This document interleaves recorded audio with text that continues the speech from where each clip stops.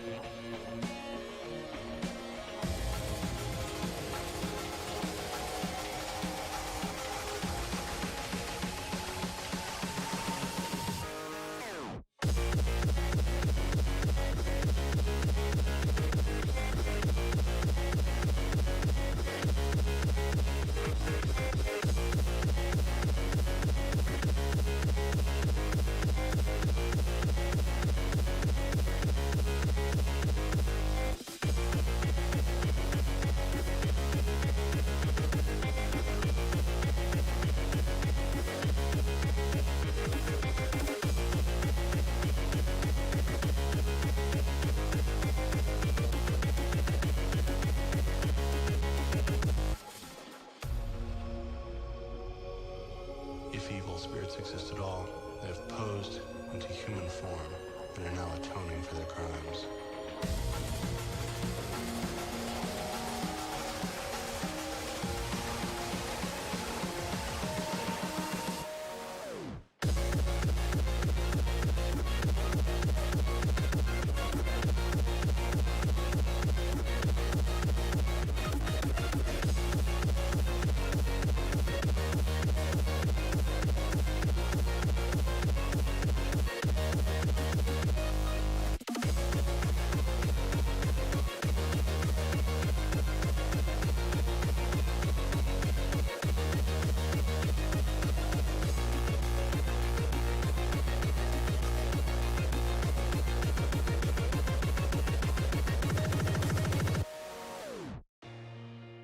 The wise men of old used to teach that we come into this world to pay the penalty of crime committed in another state of existence, a doctrine which formed part of the initiation into the mysteries.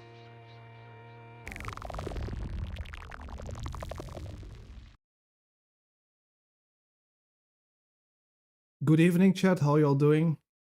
Welcome to the stream.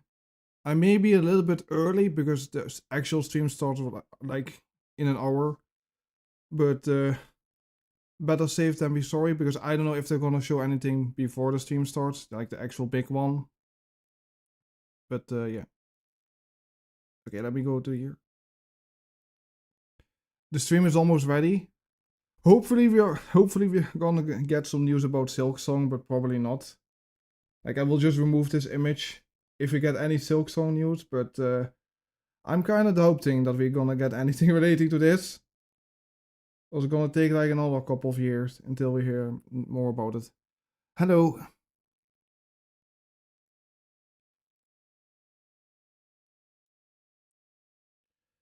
Let me just crack open the cold one.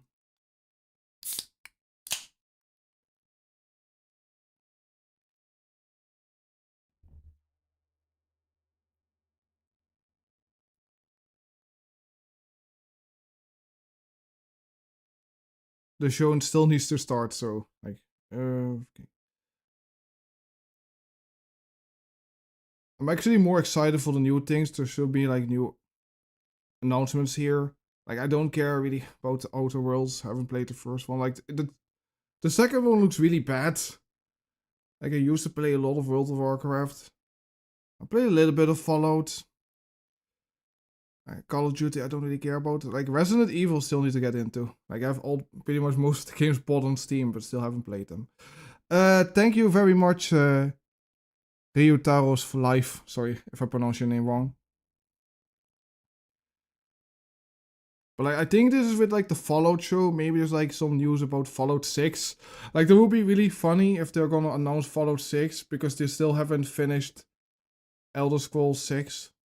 Like, I completely forgot which number it was. Like, How long ago was it that we got Skyrim? Like over like 2011?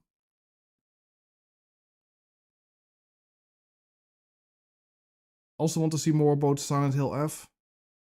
Like I don't know, I remember when with that Sony stream that I did, I called it Silent Hill Resurrection F, but that was like a Dragon Ball Z movie. I don't know what it is. I just kind of get.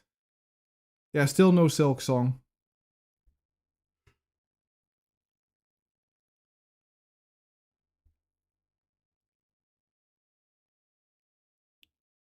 Jeff, are you going to start the stream?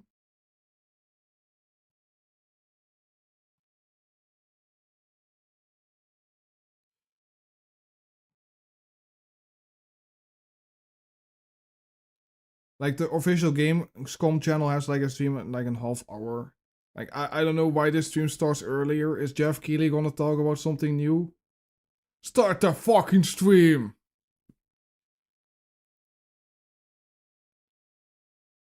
At least this time the stream doesn't start at like 2 a.m. but like the Game Awards.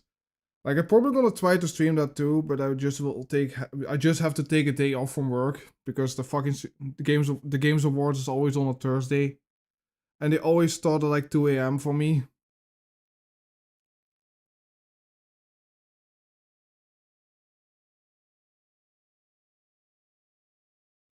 There should be like more announcements at the stream. I'm pretty sure I read something that there will be more than just this. I have a couple of friends that play a lot of World of Warcraft. I used to play it too, but I kind of got bored of it. You kind of need to put a lot of time into it, and you know, Blizzard kind of makes the game worse and worse.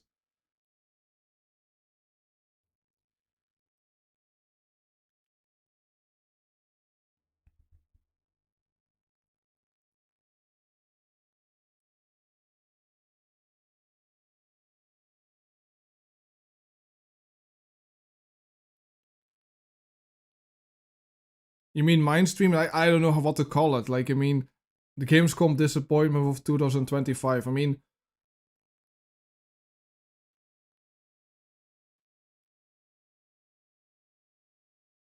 oh, the dogs are barking. Great.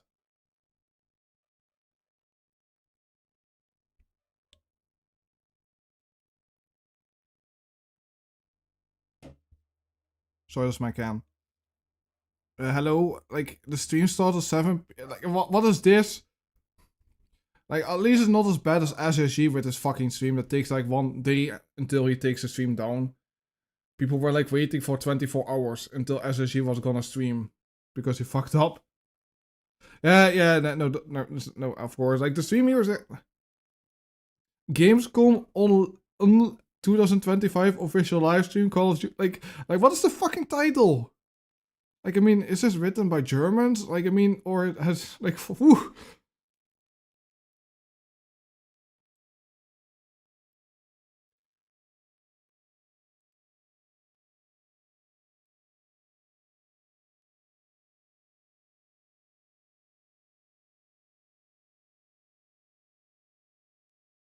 Hopefully I can play, you know, Silk Song on Gamescom because I'm finally going to go again at Gamescom. Like the last time that I went to Gamescom was like 2019. I think they started doing these Gamescom. Okay, it's gonna start. Okay, for fuck's sake, what is this?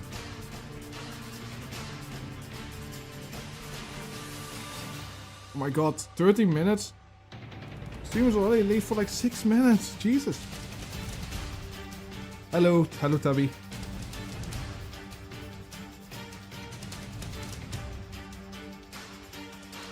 You know, if we're gonna wait here anyways, we might as well just watch some fucking videos. Like, has anybody any good suggestions what we can watch for like 30 minutes? Because it was like nothing happening here. We can maybe do some user suggestions. I said no users in the fucking stream, but like if this is gonna take, there's like nothing showing here for like 20 minutes or so. I'd rather just watch something in the background. Yeah, sure, we can watch that video. Welcome to the stream, Nameless. Like, I know I'm started to stream a little bit earlier. Normally I start my streams at 8 p.m, but Gamescom is a special occasion that I needed to start the stream earlier. Alright, we can watch that video though, give me a moment. Just give me a moment.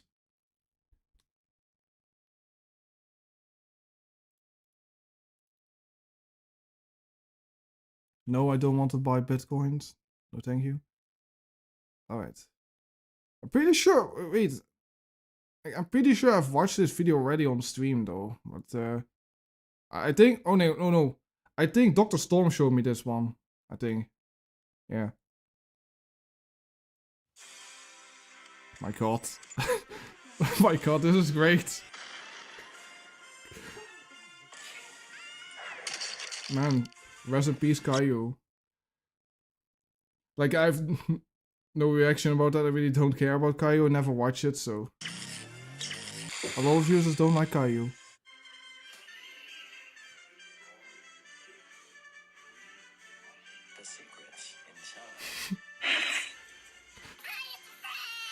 Yeah, sure. Wait, give me a second.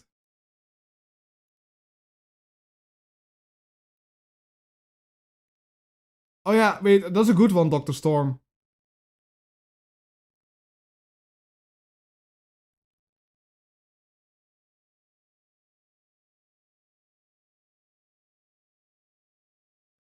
I'm pretty sure I've showed you this one though. Like, I mean, everybody else needs to see it. I got it randomly recommended while I was doing research for my Brandon the Brony Pony video. Just how the Joe, or even by. Hi, my name is Jonah Muirhead, but you could call me Jonah, or even by my nickname, Joe. Wait, fuck, I do have a not. No, okay, I don't have a boomer moment. I almost thought I had a boomer moment. Okay. I'm just your normal average guy, but, however, I'm autistic. It just starts with him, I'm autistic. It just starts with this. Muirhead, but you could call me Jonah, or even by my nickname, Joe. I'm just your normal average guy, but, however, I'm autistic. See, I was diagnosed with autism when I was really, really young. So, ever since like, I mean, like, what has this to do with this, though? I've always been in special needs classes, which treats us fairly as well as other special needs students as well. And it's always been pretty enjoyable. To be fair, I didn't even know I was autistic until my mom told me last year, which finally explained why I've been. What? To be fair, I didn't even know I was autistic until my mom told me last year, which finally explained why I've been in these classes for so many years. Oh so my God. How can you... Oh my God. Okay. Kinda crazy, isn't it?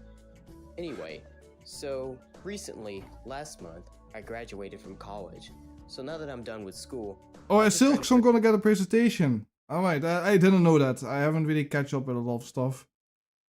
I've been away for a couple of days, so... Figure out what I want to do next in life. I have a few things in mind. One of my main interests right now is trying to find a new job. I had a job, but I had to quit due to vehicle transportation issues. Recently... Yeah, like, this is just fucking boring. I mean, this is Brandon the Brony Pony, but just fucking boring. I thought it would be, like, funny. Like, it starts really funny, and then it's just... Like, okay, great.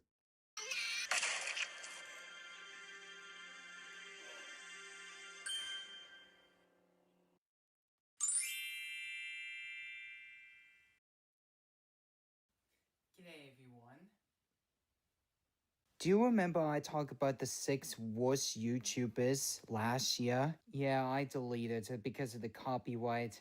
And Copyright. Things that I Okay, I try not to make fun about the speech impediment, but copyright.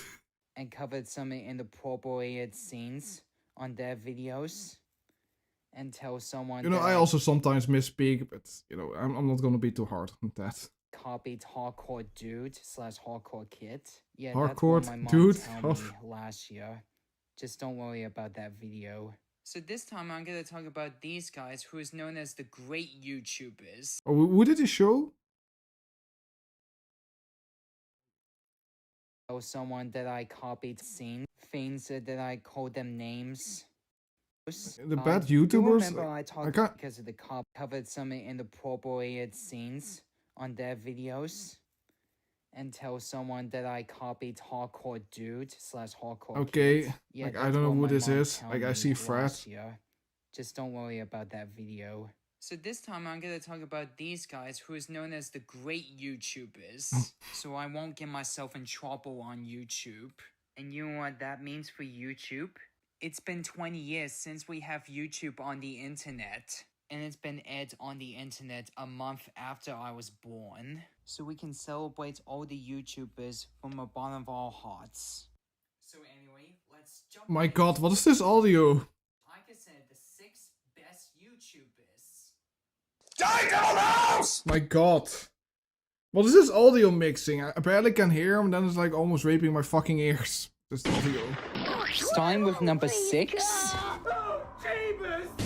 Nostalgia Critic. Our YouTube main character from Like, channel I'm really surprised with this. awesome Nostalgia Critic has revealed any kinds of bad and great movies. Even though from his glory days, he was one Glory crazier days. whenever Glory he days. revealed bad movies, which is funny than I thought. Even after I was been so harsh on him after Phantom Strider. But as the years go by in 2020s, his videos wasn't go very well. And the reason why his videos has got so low for 5 years, and since after he didn't do his anger issues, it's all because he have diagnosed with cancer. Yeah, since after he shaved his hair. What? And once he What didn't did... do his anger issues, it's all because he have diagnosed with cancer. Like, does he have... Like, Yeah, I don't since think after Doc has cancer though. Like, some people just bald. I don't know. he shaved his hair. And what's even worse is that he diagnosed with brain fog since 2023. What is this? When I first time watched Nostalgia Critic is this one with Mike Myers the Cat in the Hat. When I was a little boy when I watched this on YouTube, instead of Like, I'm just wondering, where does he get this information from? From like the YouTube wiki or like one of those fake wikis? arguing with him, I was found this video interesting and I started to like his work on this. After I watched Mike I really Myers didn't watch a lot of the Nostalgia Critic. I was more of an angry video game nerd type of guy. the Cat in the Hat on DVD, but I didn't watch his videos. As the years go by when I was a teenager, when I watched Phantom Strider's top 10 creepiest animated movie, I saw him again. And when I was 18, after I released my 6 cartoon guilty pleasures, I really want the old Nostalgia Critic back. With his anger issues this time when he revealed every crappy movies. Because his videos is not funny enough nowadays. Not funny enough. Normally Like, I I mean, want like just some anger- channels just, you know, they hit a certain peak and they will just get worse and worse. Like, I mean, the same thing happened with the angry video game nerd. It happens to eventually everybody. Issues, I want his better jokes to make his videos better nowadays. As long as he was treated his brain fog and his cancer, Like, then he will go back as the old Nostalgia Critic, just like he did in the good old days. And for number 5, Evan Tube HD. Our young like we are just watching a fucking child build Lego. YouTuber, now known as a grown adult YouTuber named Evan, who's This the just toy looks really reviewer fucking weird that you're just watching a child play with toys. who collecting toys and reviewing toys. And now sometimes he revealed movies. And yes, he's better than Ryan's World. Well, that's not really a high bar.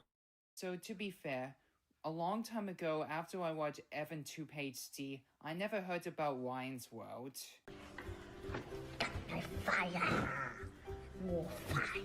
Like, what is the appeal of fucking this though? Like, I mean, it's all brain rot anyways. Ryan's World in real My, life. that's... Okay. life, he was a victim of child abuse by his parents. So I'm not gonna, you know, make the volume higher in OBS because otherwise, like, the audio is so inconsistent in this video. Like, all his videos like this, like, the audio is really high and, like, really low. And you see about Ryan's parents, and whenever Ryan doesn't film his videos, they will lock him in the closet. But for Evan's parents, they're better than Ryan's parents. I haven't watched Evan 2 HD for years until I watched this. And I haven't watched Evan. Like, how is this one of your fucking favorite YouTubers? It's just a kid playing with fucking toys. Even I didn't watch this channel much as a teenager. Even I hate Five Nights at Freddy's the movie, but why can't they have Evan to be the director of this movie? It would have been make this movie better if we have Evan to be the director, so it will make it look exactly like from the game itself. Die to the mouse! I mean, like, a random kid that plays with toys is a better director than the actual people that make movies. Okay, great. And for the number 4, Wicked Binge. We have 5 YouTubers from Wicked Binge who did the... Like, the 6 best YouTubers. Like, you have like, how many? 4? 5? Wicked Binge. We have 5 YouTubers from Wicked Binge like, who who's did this the channel? characters good to evil list. Like, so a random kid playing with toys is better than the Nostalgia Critic. Okay. Like, what is this? Movies and TV shows. And lots of things, including ranking the characters in the movies that and looks so TV bad. shows from worst to best. Even I sometimes copy what they said when I was talking myself and said my own version and draw Like, the picture is it on gonna put Watch Mojo in his top 6 best YouTubers? my edge. And for watching movies as a teenager. As you know, I made 2 videos of the good to evil list for Wicked Binge, such as Lazy Town characters good to evil. After I saw someone's fan-made video, I think you need to be a little bit closer to your microphone. Ollie characters good to evil for Wicked Binge, and other fan-made videos from someone else's for movies and TV shows. So I have 2 videos for the Lazy Town characters good to evil. One is the I know you can't hear shit, but if I like make the volume louder, we're all gonna get ear raped. got blocked by the copyright, and Copyright. it's got the silence version and with music. Benz would do the My Little Pony characters good to evil. Same thing for the Lion God and Paw Patrol. Die to the mouse! Like, look at this. Like, this is the reason why I don't make the volume louder. Like, he's like, yeah, this is so good. And for the number 3, did you see his top 10 list where he puts My Little Pony in number 5, where out of nowhere he's talking about celebrities, cameos, and then he shows Michael Jackson's corpse on screen? What? Okay, that's something for another time. Like, I'm still waiting on the fucking gamescom thing, though. Like, just in case that, Bob Show. What YouTube critic is great as nostalgia critic? Well, maybe this guy Bob Show is. He's like Nostalgia Critic 2.0. Not only he revealed movies, he revealed comic books and TV shows. And after he revealed movies and comic books, he will throw the DVD and the DVD case and the comic books right out of this box, which I called it the Box of Doom, which is for crappy movies on DVD and DVD case and crappy comic books. So my favorite part from Bob's show as he squashed Tuffy with the giant rock while he was revealed Tom and Jerry and the Wizard of Oz. After Phantom Strider has destroyed his computer with the lightsaber after Tuffy was like, I mean, this singing. guy's just copying his favorite YouTubers and is doing it poorly. I want to rock. I'm afraid there's no denying. Oh wait, here's a rock. It's gonna One of his videos from the past was great, just like Nostalgia Critics videos. So our first movie critic is Gene Siskel and Roger Ebert from Siskel and Ebert. And after decades after What? they Roger Ebert. So our first movie critic is Gene Siskel and Roger Ebert from Siskel and Ebert. And after decades after they pass away, after YouTube has aired in 2005, we have our first I thought almost he was saying something in fucking Dutch, like, I don't know, movie like... critic on the internet is Nostalgia Critic. And next one is the Angry... Wait a moment, chat. I want to show you something. Like, I always thought... Like, like I don't know, like this is Belgium, but like I almost thought it was saying like something like this, like Suske and Wiske. It's like something like in fucking Dutch. But like, I know it has nothing to do with the fucking video, but like it kind of reminds me of this. It's like a Belgium, comic is like in Dutch. I always thought it said Suske and Wiske. It's like, a Belgium comic. Like I don't know. Like it not here, but like Our first movie critic is. it's And just so after fucking Cisco blurry. and Like Roger Ebert from Cisco and Ebert. I thought always was like saying this. It was like so blurry. It looks like this. Like I don't know. And after decades after they pass away, after YouTube has aired in 2005, Like they were already dead before YouTube existed. we have our first movie critic on the internet is Nostalgia Critic, and next one is the Angry Video Game Nerd. So the Angry Video Game Nerd has not only revealed movies, but revealed video games while he was playing. So after years and years, when we count those two, we have our new YouTube critics and reviewers, including myself, to give all the viewers a new generation on YouTube to have our opinions on those movies, TV shows, and video games. But I don't review video games, I only do for movies and TV shows. Gee, I wish Bob Show would do the Nickelodeon month like I said to him. And after I said Is Mr. Enter gonna show up on this list? I posted to him for the Nickelodeon movies. Die, Devil House! And then number 2. Team Cherry recently announced some news on Silksong 2 in 2 days. 2 days ago. Like Dr. Storm said already something like that, so. Like I've heard allegedly you could play like a demo at Gamescom, so I hope I can play it Saturday. I really hope. Best YouTuber is Phantom Strider and Trevor Davis. First, let's start with Strider. I mean the guy that got depressed because I was making fun of his fucking top 15 rules list. He got depressed and deleted the videos. Like, I mean, no joke, he actually got depressed because I said that like the list was really weird. Like, I mean, I don't understand why you need to make a list like this. Like, some things you kind of don't want to make public, Australian, British, Canadian, and American YouTuber who did his top 10 and 5 videos for movies, TV shows, video games, music, episodes from TV shows, and more. And he has some hilarious lines that he ever said, which is this. When he's talking about the worst characters. Gurgi from Black Cauldron. Imagine if Jar Jar Binks got blended together with Gollum. Blended together with Gollum? Even his channel got shut down because of the copyright a long time ago, just like Nostalgia Critic and the Angry Video Game Nerd. Which is very sad. I mean, isn't Phantom Strider just a calm on Mr. Enter? Ask me. So That doesn't really get into much drama at all. I mean, he's a pretty chill guy. About Strider, he was born in Australia like me, but in different states in our country. So he was born at Sydney, New South Wales, and I was born at Walco, Victoria. And he was a huge fan of SpongeBob SquarePants like me. And now let's talk about... Like, please, senpai, notice me.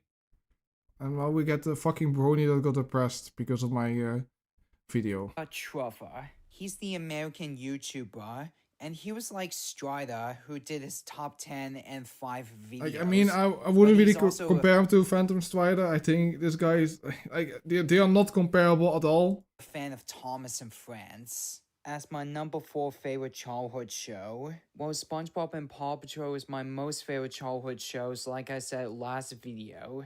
So Trevor of course, have the baby 3 shows. avatars. One is King Louie from The Jungle Book. Trevor from Thomas and Friends. And his pony avatar. Like, didn't he get upset that somebody was asking him in the comments that he wanted to have his Lego or Thomas the Tank Engine toys? And he was like, say, no, they're mine. You can't have them. From My Little Pony Friendship is Magic.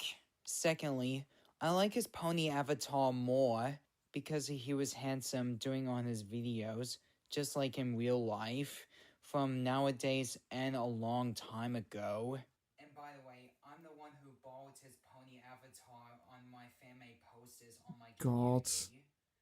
And hey, I put him on my my 15th anniversary tribute video of My Little Pony Friendship is Magic.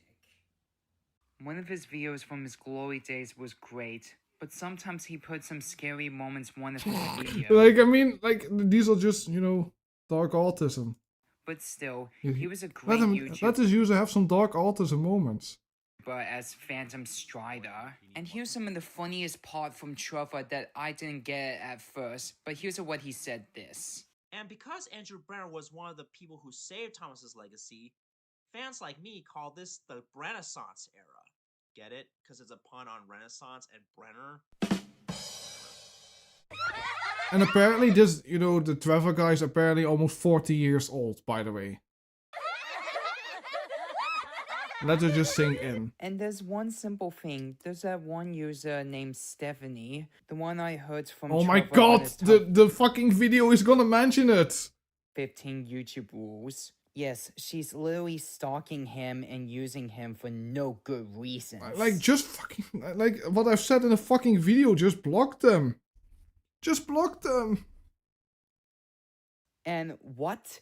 Why is she stalking him? That's creepy. She was getting like Fred Ficklehorn, who was stalking Judy from the original videos and the first movie of Fred. And I'm telling you all, nobody is stalking Trevor unless I say so, because I'm with him and his fans. Oh my god, this is so...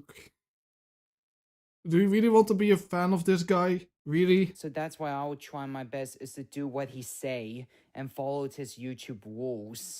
Die, Devil House! Oh god. I really need to re-upload that video though. And before we get into the number one, here's some of the quick honorable mentions. Razor Blade. He was beat up by Bob Show.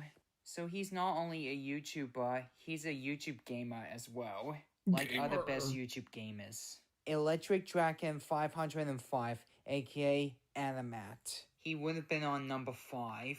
So even though he was not a fan of Cloudy with a Chance of Meatballs and Hotel Transylvania, even in the end of his reveals on any crappy movies, he was still thinking about those movies.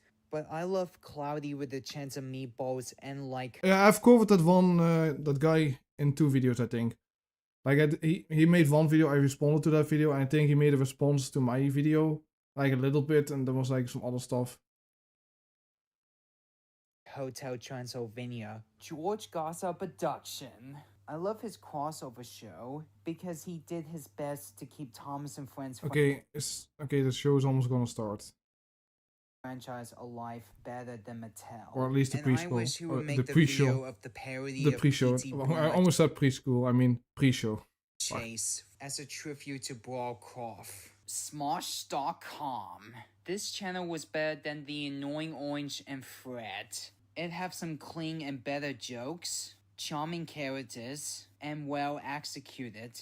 Anyway, Is on it to a number really one. high bar to be better than fucking Fred and Annoying Orange? It's not really a high bar. Die, Devil House!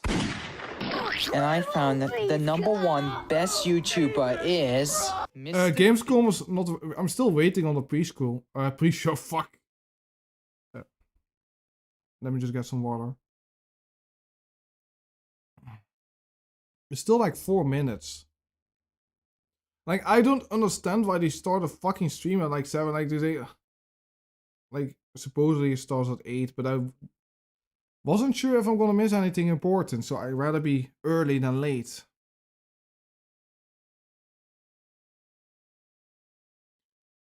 How dare you do this to me, Jeff? He's doing this on purpose, so I need to cover users. Beast. We have our billionaire Oh my and God. number one YouTube champion named Jimmy, now known as Mr. Beast, who creates lots of crazy and amazing things that Like, he he ever doesn't did. even know anything about allegations regarding Mr. Beast. Like, I'm not going to get into them, but... For all those YouTubers and his followers, so he can donate all of his money to them as a charity in the end. Mr. And he and his Beast. members has stayed some of the dangerous and creepiest place for days. After years, after all those mistakes from YouTube, after they greenlit some of those crappy YouTubers like Fred and Annoying Orange. But 2023 to nowadays, YouTube and the networks has greenlit the much better YouTuber they can find. As you know, I got free Mr. Beast chocolate bars for Easter last year, and I tried them and I liked them, and I only prefer the peanut butter flavor.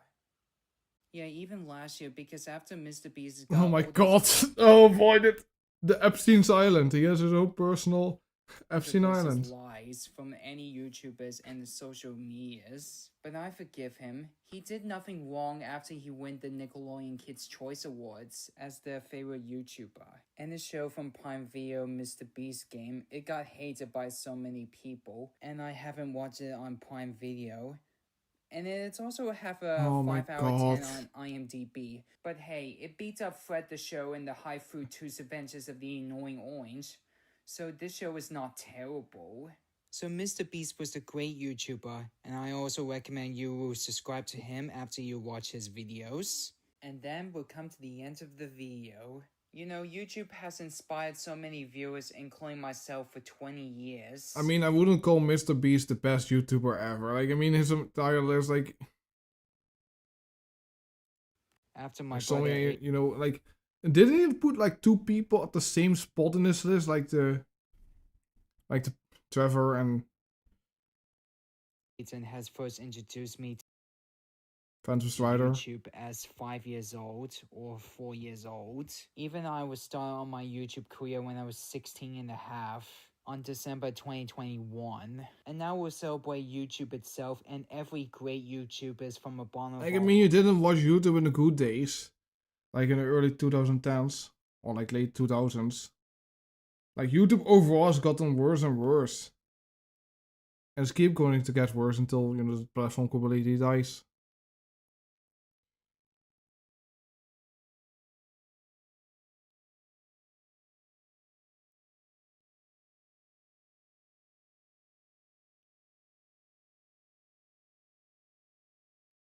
Alright, is it gonna start anytime? Yeah, it's gonna start.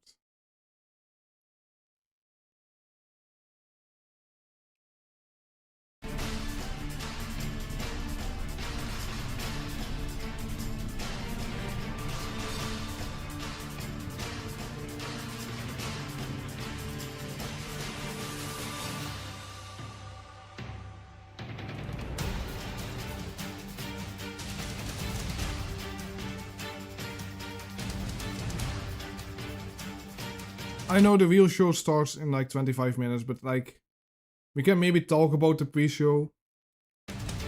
At the very least, I don't want to cover more users. That will be saved for another time, but like if...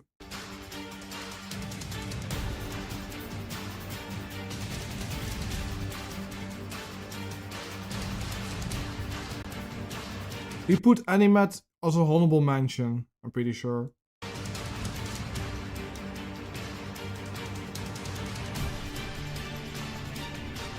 Like, I'm not really familiar with anything, you know, relating, you know, to fucking Mr. Beast, but I do know that the... Fucking hell, there was like something driving next to my house. Great. Like, I do know with the, you know, the feast, with the, that the food that Mr. Beast is making is not very healthy and has a lot of, you know, chemicals in it that are not good for children. I do know about that, but like, I'm not very familiar with all these, you know, things that he has done. Show is that it's good itself. We've got an absurd amount of trailers and reveals and premieres right here in the lead up. So let's not waste another microsecond. Okay. Here's a brand new game reveal. What? Wait, what? Remember What? me? What? Your A old fucking pal Bubsy game? Bubsy? From all those classic Wait, what? games you loved. Was it something I said? What Okay. could possibly go wrong? Forget about that. Who said there were like... Let's talk about the new one. Wait. Bubsy 4D. Oh boy. Now this I like. How bad is the game gonna be? Where are we going next? 40. Don't mind if I do. Psych. They call me I've never the played any of Orange these games, Blur. but I've heard the games are pretty bad. What if these outfits come with pants? I remember there was like one guy that Only was got really one obsessed brain with cell, PUBG. right? And Had it's like working thousands of overtime hours on in this PUBG baby. 3D. Atari? I didn't even know they were still around. Okay. The first game I ever played on my PlayStation 29 years ago was Bubsy 3D. If you told me back then that one day I would be introducing Bubsy 4D to the world, I'd Who in say, chat said yeah, there that was sounds gonna about be right. nothing new? Now let's keep this pre-show popping. Here's another brand new game announcement. Like no new games, right? Okay, is it like Star Fox? What is this?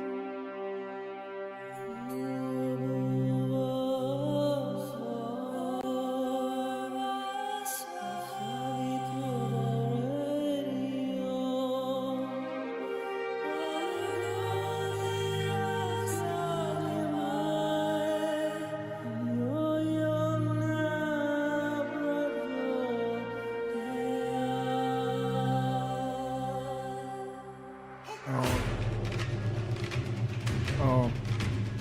Okay. It looks like a fucking mobile game. I'm gonna be honest, it doesn't look that good.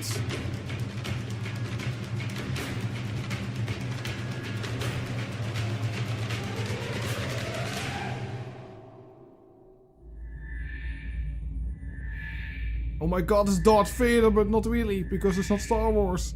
Oh, it's Battlestar Galactica. Okay, I've never watched that show, but like, my god, it has Reddit in it. The You can see Gamescom Open Night Reddit. Live pre-show, which will basically be me teeing up wall-to-wall trailers in the time before the main event.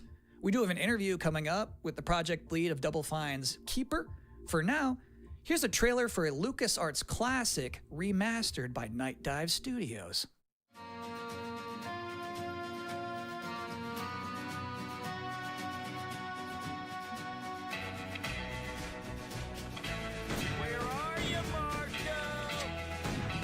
Okay, it's kind of like Duke Nukem, I think, or... You afraid of dying, kid? Keep that fear.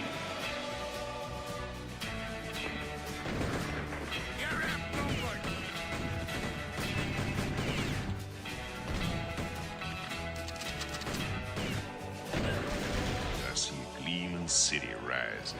A city that has a fine name on it.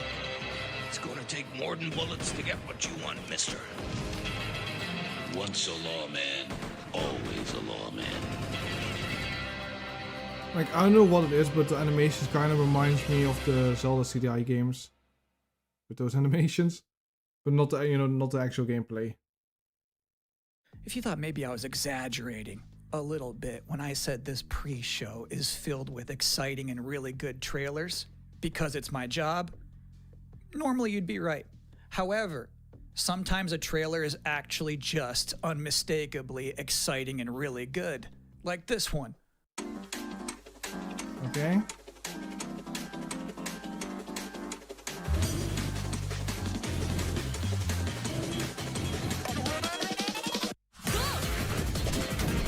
It's like Subway Surfers, what the fuck is this?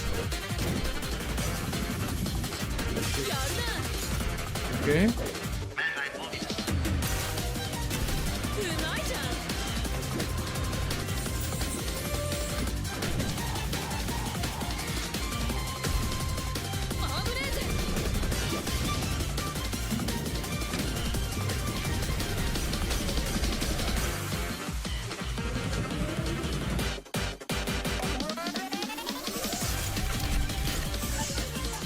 Wait, what? Is it like... Okay.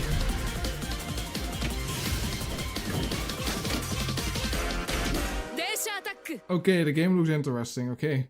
In this year's Xbox Showcase, Double Fine announced their first new game since Psychonauts 2. It's called Keeper. And joining us tonight in a recently pre-recorded interview is the game's project lead, Lee Petty. Hi, everyone. Thanks for having me. I'm so excited to have you here. So you showed a first look at gameplay of Keeper. The game itself is about the lighthouse, but also the bird as well, right? This duo. Wait, And isn't I'm this the curious game that about the whether studio that was Psychonauts conceptualized 2 first made? as like imagery, like it I'm sounds pretty like sure a this is cool the idea, studio or that if that made was Psychonauts conceptualized 2, first right? from like a gameplay standpoint. I always think about the total experience more than, say, mechanics and art and story. A lot of the game is about, I'm still kind of sad that I'm not making Psychonauts 3, but I think this is also fine. And learning to walk. And the bird I'll just have new games instead of making the bird and the millions of lighthouse are sequels. perfect companions because they're different. At the same time, the bird is wary of dark spaces, and there's a malevolent presence around the island that the lighthouse can keep at bay. So together, those two set out on this tale, and their abilities complement each other, but also the bird becomes, I think, kind of the emotional heart of the game. You have an extensive background as an art director, right? I think that's apparent when anybody just looks at Keeper for the first time. So I'm curious about your inspirations. You know, at least the Psychonauts studio is actually making games. One of the ones that really stuck just out cancelled was the game the that they Dark were Crystal. working for I saw it 7 as a years kid, on. and it was really the only thing inspiring that to they me have because it now is felt Sea like of such a Thieves. different take on a fantasy world that I hadn't seen before, and it was Like, you just- beautiful, but also a bit tragic. It was scary at times, but also really Are you gonna playful cry? and fun. Do the bird and the lighthouse have names? Yeah, well, at least the bird does, and we call the bird Twig internally because she has a beak that is made of driftwood. But for now, the lighthouse is simply Give the Rare back lighthouse. to It's just simply the Nintendo, lighthouse, yeah. even though Nintendo didn't want to buy We it. thank you so much for joining us here in the pre-show. When Thank will you, people SSG. be able to play Keeper? On October 17th this year, which is coming up really soon, and we can't wait for people to get in there and experience our strange, beautiful world for themselves. Thanks so much for joining us. Thank you. Well, that was a great interview. And if you thought this pre-show couldn't get any more masculine, buddy, watch this. Okay, At last, Castle Grayskull you is gonna mine. play with toys? Not so fast, Skeletor. Whoa, what's happening? Eternia will be mine. Dragon Pearl Destruction coming soon to all platforms. Yes, it's He-Man and the Masters of the Okay. Universe, Dragon Pearl of Destruction. Intense beat-em-up action that puts the power in your hands. Grab a friend and fight for Eternia with 4 playable heroes. You know, I kind of want to Classic just play arcade as controls, Skeletor. its powered-up Can that be an pixel option? I perfection just for want to your play as gaming fucking console or personal Skeletor. computer. He-Man and the Masters of the Universe, Dragon Pearl of Destruction. Everybody knows that coming Skeletor soon. is the best From character. Limited Run Games. Okay, the game looks great. Thanks for joining us here at the Opening Night Live pre-show. We're only about halfway through. It's a sufficiently chunked up show. And just to prove my point, here's a new trailer for Absolum.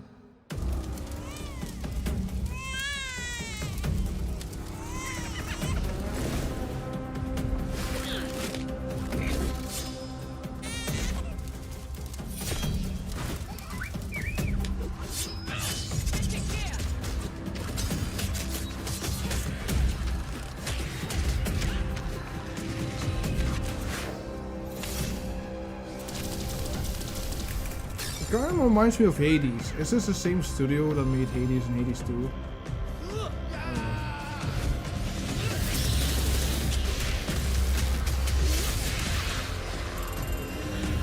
Then who would be He-Man, Raven? I'm not talking about you can still call it He-Man, but October 9th, have, that's a release date reveal. you know, Skeletor's a And I playable think character Frog who Mage make the game revealed better, too, in my that's cool. opinion. I want to play as Now, if you'd Skeletor, like to damn take it. a break at this moment, maybe grab a water and some snacks, I really can't recommend it. Here's a brand new look at Long Gone. Yeah, they probably commissioned the same animation studio as Hades games.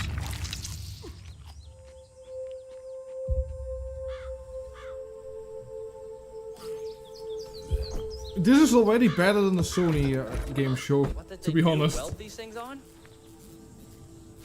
And this is just the pre-show. I'm sorry. Like, this is the best show of the year, I think.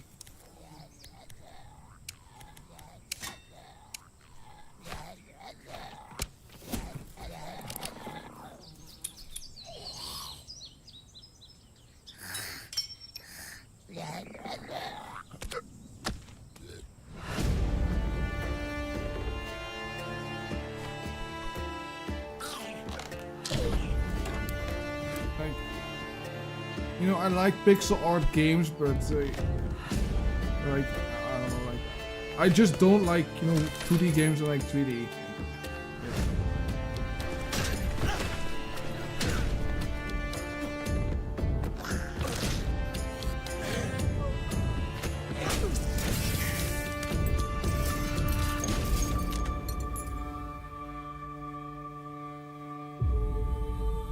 Long Gone.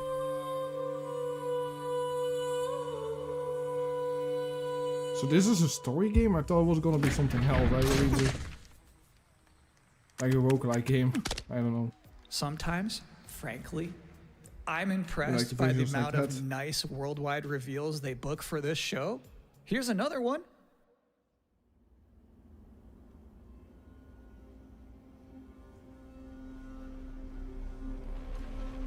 Okay.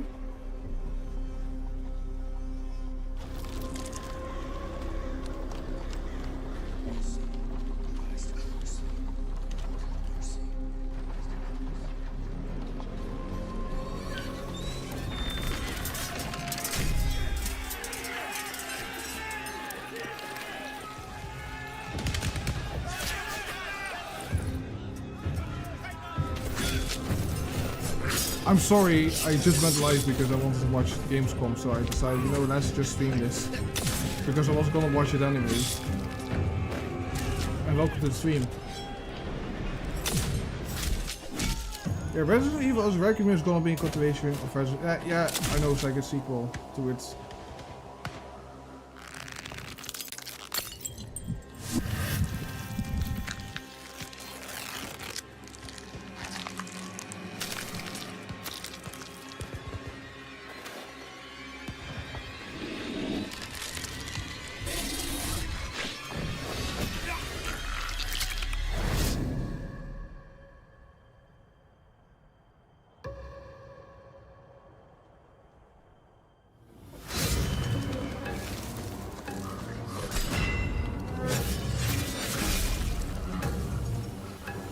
Okay, I like the art style of the game. The game is at least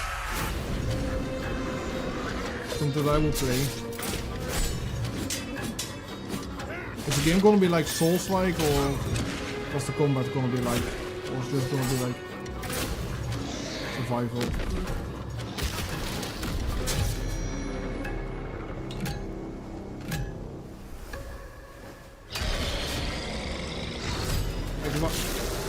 I know it's supposed to be the fucking French flag, but I always thought it was like the Dutch flag.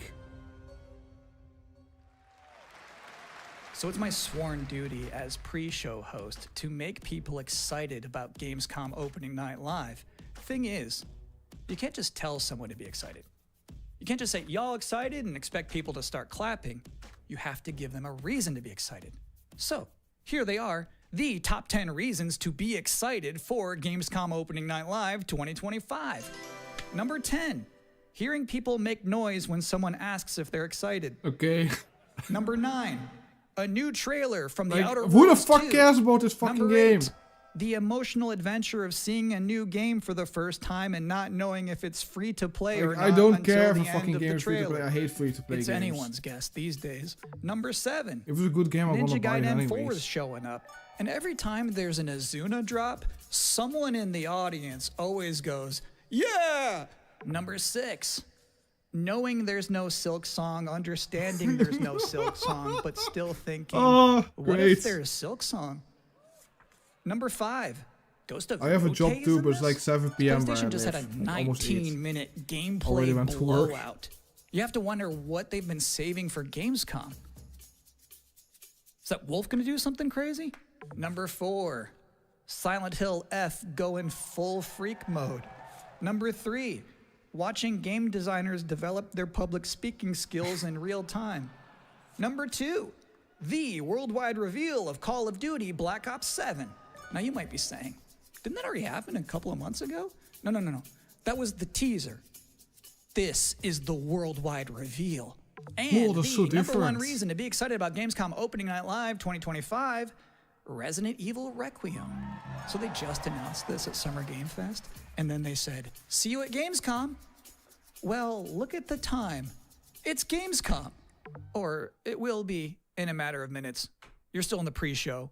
But how about a new look at Planetenverteidigungskommando? What is this name? Kommandant. Like, Good morning, Commander. The cooperative state has honored me with the supervision of your well-being. Get you back up to speed before our lives are on the line.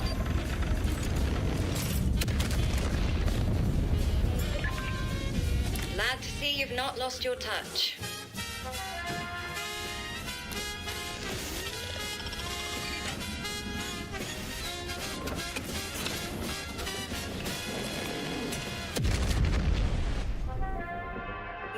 Separatist vessels approach. They wish to eliminate this facility. Destroy them before they do.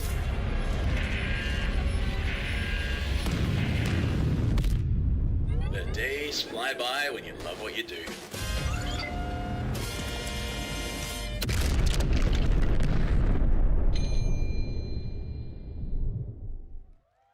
Welcome again to the Gamescom Opening Night Live pre-show. If you're just joining us, there's still plenty of time to enjoy some bonus video game trailers before the big show begins. Here's a freaky one.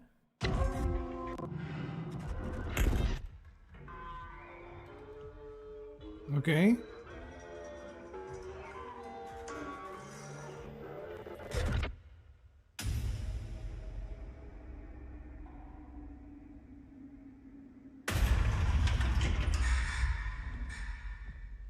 No, it was not followed. It was followed inspired, I think. Okay, so a new horror game.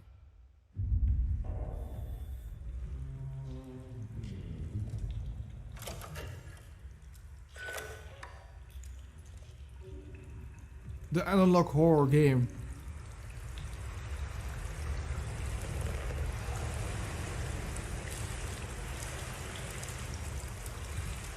I do really like the art style of this game though, it looks really nice.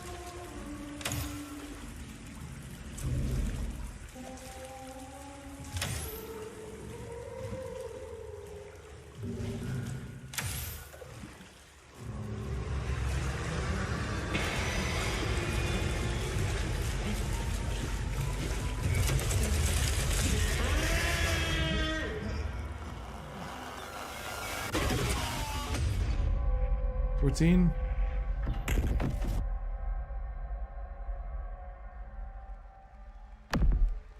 Interesting fact about that game, they actually created that whole environment by 3D scanning the entire bathroom of Jeff Keighley's mansion. Now, we've got 3 more videos and not a lot of time left before ONL begins, so next up, 2 trailers back to back. Millions of souls pour into the underworld every day. You're no different. My lord, he's here. I bid you walk the mortal world once more.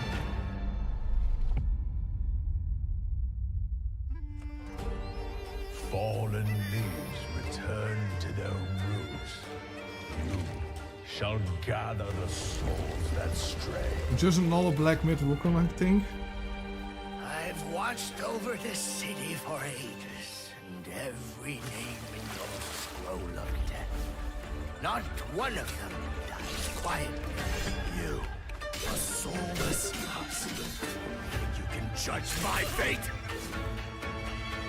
Why wrestle rogues when their artifact can do what brute strength cannot? Wait, is that Bigfoot?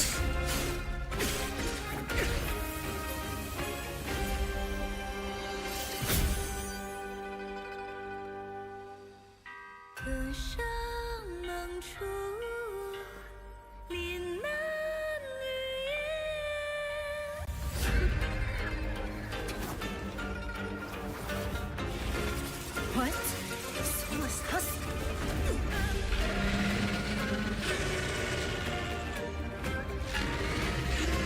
The living cast their dead to flame, and sacrifice ignites the war banners!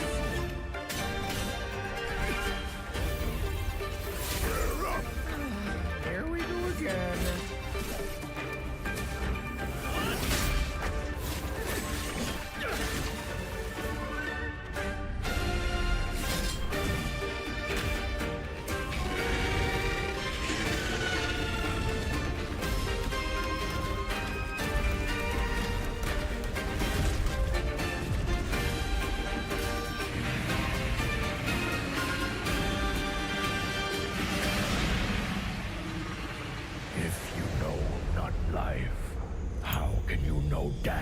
Swords of Legends. Okay.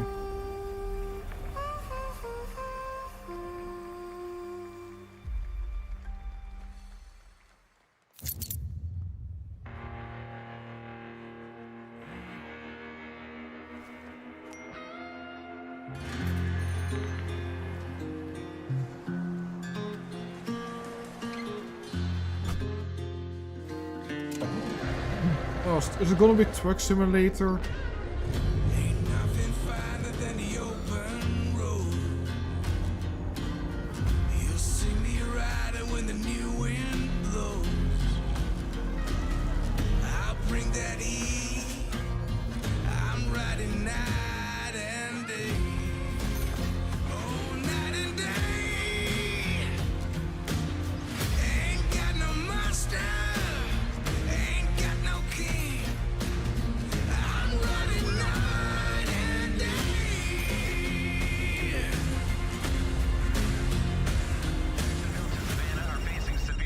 Bad news, Deacon. Storm's almost on top of you. I got eyes on it. You can still turn around, you know. Pineview won't hold out. XDC Logistics. They said you were coming. But take care now, you hear? Let's get it done. Ain't got no master. Ain't got no master. I'm gonna show Deacon, you good out there? Deacon! The Vote Kings. I'll give you a moment to catch your breath after that. But to be honest with you, that was not the last King of the Road you're gonna see in this pre-show. I've got one more trailer for you, a brand new reveal for Sonic Racing Crossworlds. Oh, let's go. Sonic.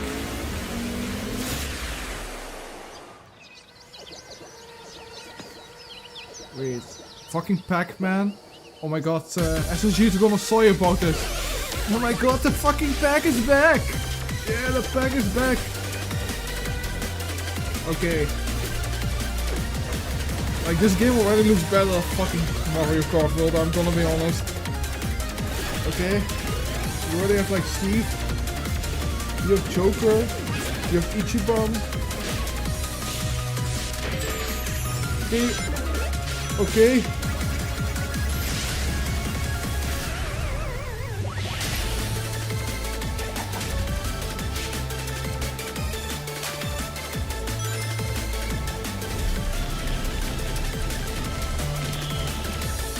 Okay. Oh, it's gonna be a free beta. And that concludes testing. another 10 out of 10 pre-show. Up next, Black Ops 7, Ghost of Yotei, Silent Hill F, Resident Evil Requiem, even more apparently. It is time for The pack is Gamescom back. Opening Night Live 2025. Thanks for watching.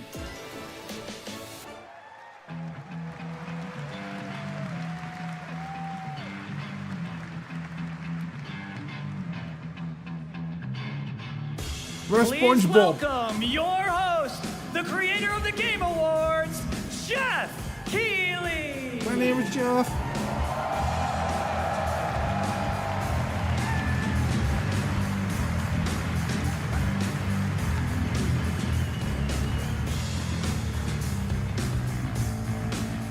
You guys ready?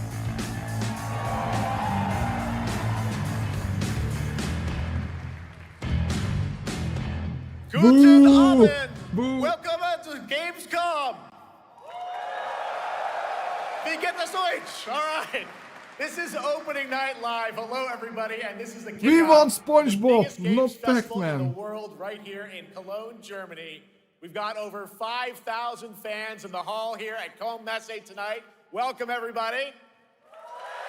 You know, I actually could have By the gone to end of this, the but week, I'm more not than gonna spend like 200 euro 300,000 to people go will walk to the fucking show floor, Gamescom which night. for the first time has more than 1,500 exhibitors. It turns out that E3 didn't die, it just moved right here to Germany.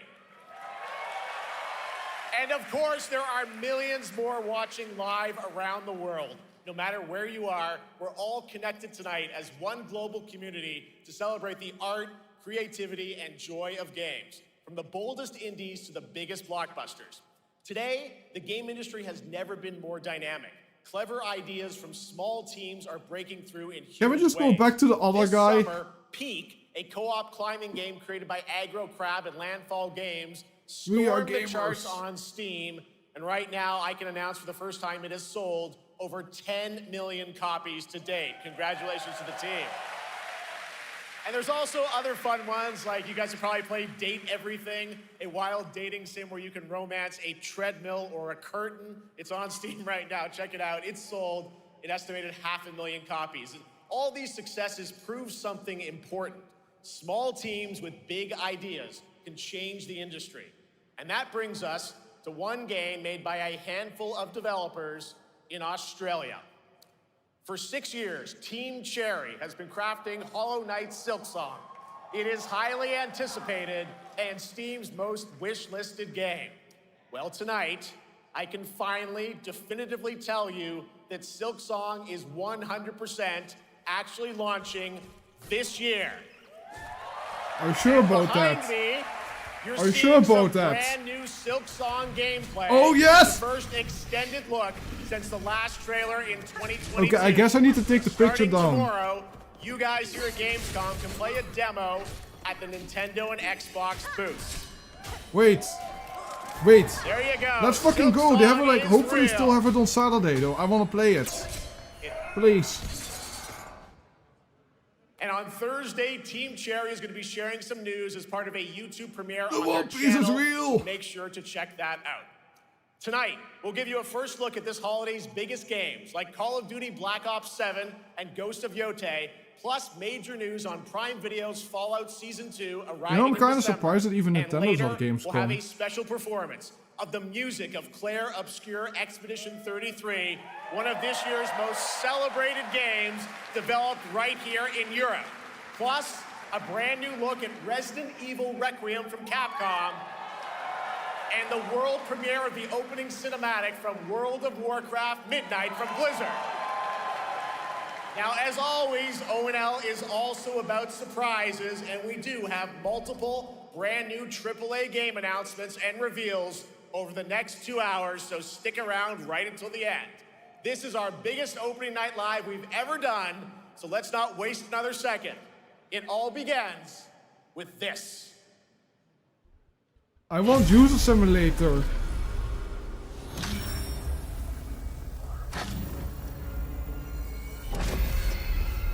It brings me such satisfaction to see you here. A witness to my work. GG Kaiser Jet Plane Flight Simulator 2025, yes.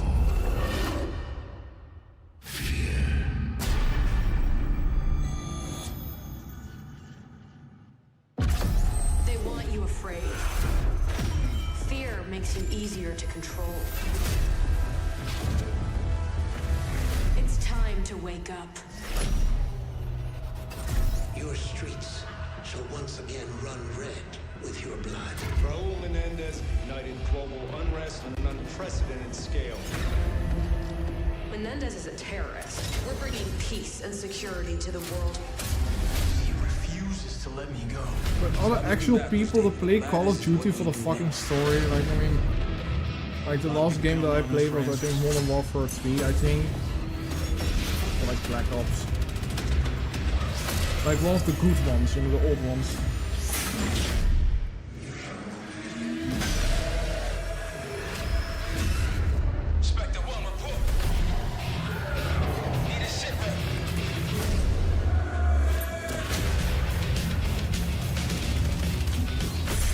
This isn't real.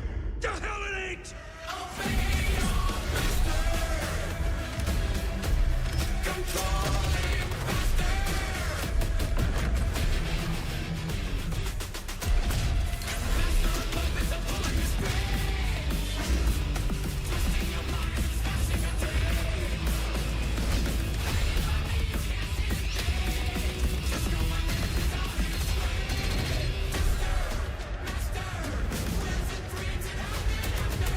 You need to make this game... Is it still Call of Duty? You really need to make the game like this so that Zoomers play it? Killing the man is a hell of a lot easier than killing the idea. You were never cut out to be a Mason. No more games. This ends now.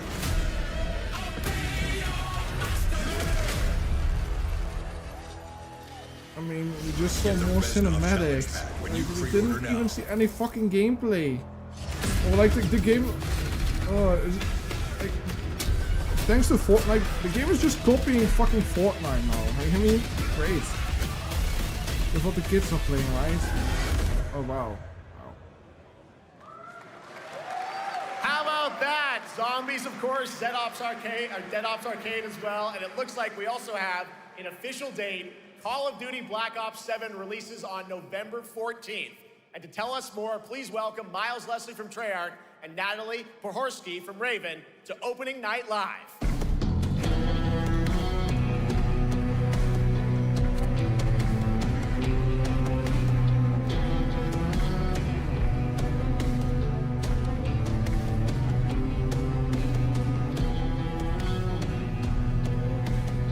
Hello, guys. Congratulations on the reveal. Welcome, Miles and Natalie to Opening Night Live. Thanks for having us. We're very excited to finally talk about this game. Yeah, excited. Let's get into it. All right, well, that trailer was obviously intense. Black Ops is back. Twisted world of Black Ops Like, is it's always. only It the looks like 7 you're fucking definitely pushing parts. the envelope again. Absolutely, Jeff. It's been a long road, and we're thrilled to finally be sharing what we've been building. Black Ops 7's got a bold vision of the future. We're diving into 2035, and it's a future that feels real, just out of reach, but it's twisted in only the ways Black Ops could. And, you know, you come to Like, they expect did talk what you about, got you know, there. It's a people world of really care fear. about the fucking Shadows storylines are of Call of Duty, gone. not just the fucking Nothing is what it multiplayer seems. that like most people play. 2035 setting. So the question is, Maybe know, like we, 1% of the we're people that wondering, play how Call does, of Duty play the Menendez, how does single this all fit player. into the Black Ops timeline?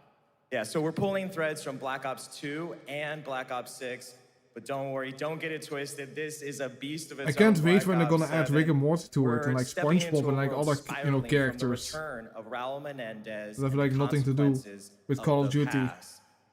right, well, Wait, I'm didn't curious they who the like add protagonist is, so you Beavis can and tell us who's fucking stepping into the light Butthead in to this Call of Duty? Yeah, David Mason Or was that returns, but Fortnite? he is I not don't remember, the but- same. He's carrying deep scars. Some you can see, some you can't. And he's got a new team with I mean, him, Call of Duty and always every had a mission, story, every but like move they're is putting a so much test. fucking effort. Like, oh my god, guys! Like, I mean, We're also great that the game has introducing single the player, Guilds. but like Important to the mention, main, a you know, global tech gameplay, like the force that multiplayer, claims I to think be should be the humanity's focus, right? last line Not the of fucking defense single player. against this mysterious threat. Wait, they got And their American CEO, dads? Emmett Kagan, is a visionary leader with a clear Good morning, mission. But how she USA. chooses to confront this crisis is often at odds with David and his team. So it's not a battle of good I versus mean, I like the evil, older it's Call a of Duty clash games. of Too bad that like philosophies. still What kind of future are we full building, price. and who gets I would to buy decide? them. All right, so some deep Like thoughts they there. still So, yeah, want you tell to us pay about how full does the price for story fucking stand Black apart Ops, from the first Black Ops game. It's Like the you should just buy the characters. new So the ones. Like story no, is I don't like to have fucking identity, microtransactions shoved in memory, my and consequence. in my And we've eyes. crafted this cast like pieces of a puzzle. So each one has a reason to be there, and each one brings something unique to the table. And we've also got our central city of Avalon, which is more than just a backdrop. It's a living, breathing space that evolves with the player. And it's also where our story roots take hold. All right, well, one thing we want to talk about is gameplay, and I I understand mean, you're if they doing want to make a co-op Call of Duty campaign game for with this like one? a story, That's just right. make a From fucking the spin-off start, we game. wanted Just to ask make a bold Microsoft change if with they the if you can campaign. do that. Like, I mean, Black Ops 7 can be played solo or up to 4 players. It's a shared experience, and every mission has been handcrafted for variety. Tone, pacing, but I don't think they would gameplay add Caillou because it's a location. child, You're you gonna know, be running on the character for rooftops children. of Same thing like Japan, SpongeBob. It exploring would the be really Mediterranean funny though. coast, and then diving deep into the human psyche. All of it has been crafted to really add clues to the story and offer their own gameplay focus. Add Sonic, So wild add story, Pac-Man. co-op campaign, We need to we're add definitely Steve pushing to it. boundaries We need to add Joker for Yes, Persona we 5. are. We need to Black add Ops 7 Kiryu. is all about innovation We need to across add, the entire Joseph game, and not Joestar, just in gameplay, but in how we Ganondorf, tell stories, Shrek, how we of connect course. players, and how we build worlds. And this is just the beginning. There's more to come at Call of Duty Next, including multiplayer and zombies. But for now, we hope you guys are excited to step into something new and experience something truly unforgettable. Amazing. All right, Call of Duty Black Ops 7. Thanks Don't so forget much, Barney the guys. Dinosaur. And now, here's a behind-the-scenes look for the rest of Markiplier. the Call of Yeah, we Duty need development Markiplier team. across worlds. Thanks, guys. No, yeah, don't forget about Crash Bandicoot. Black Ops 7 brings an all-new way to play the Call of Duty campaign. This time, you're not going in alone. You have the option this year to play Mario, solo Luigi. or up to 4-player co-op start to finish. You can bring your friends, you can make some new ones, and there's a whole bunch of adventure even after the story. For solo players, we really make sure that they can engage in the campaign the way they want to and feel like they're truly playing a Black Ops story. What's going to be fun is having each player in your squad Please, gravitate can we just towards their move own on to play the style fucking next and then really thing? playing it off of each other. We've crafted this as an inherently social mode that features the amazing linear Call of Duty missions that our community loves.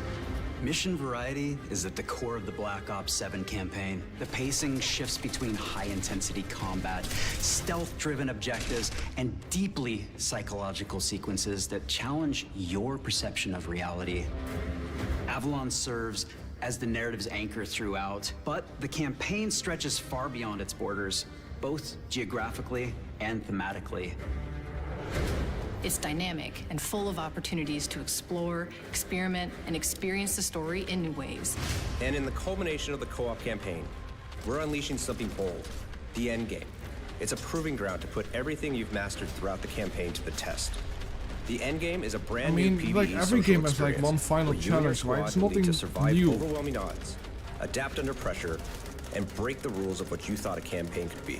Each run is a new step in your power journey. I used to as you play the wield DS personalized game, like I don't know what it abilities was. I think it was and face Modern unexpected Warfare, like challenges. the DS version. And I here, remember it was all like of the Avalon multiplayer Gives us a level lot was of like a freedom bug. to have some You fun. could have like hide Gameplay in a box, mechanics, player so you can like movement, camp players players and really nobody can fire turn back. the map That was into their amazing. playground. This is your chance to explore the world beyond the mission.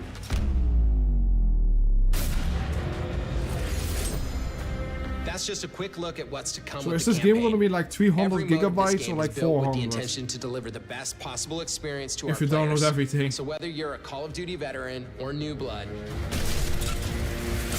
there's something for you in Black Ops 7.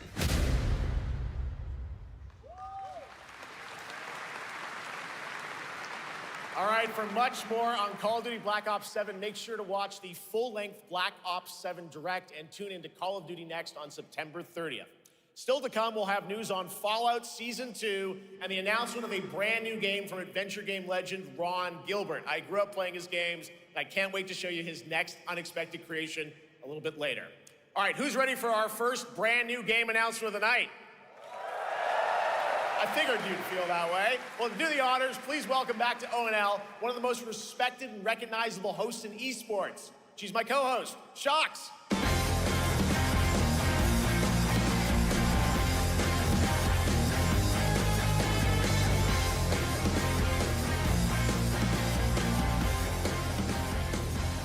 Hi everyone, thank you so much, Jeff. It is so great to be back here at Gamescom and ONL. I just had so much fun last year that I had to run it back. And let me just say, we have an unbelievable show for you tonight. And now without further ado, it's time for our first new game announcement at ONL. Please enjoy. I'm pretty sure this woman is Dutch. I saw a Dutch name. Have forsaken Like, I don't know. for fear of the coming darkness consumes all but you, lamp bearer. Something stirs within you, something ancient, powerful, hungry.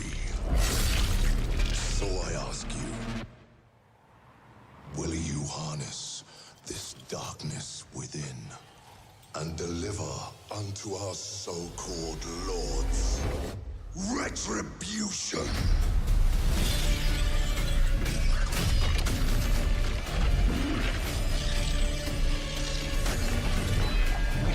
Oh, it's Lords of the Fallen. I think it's like Lords of the Fallen 2, right? Or is that gonna be something else?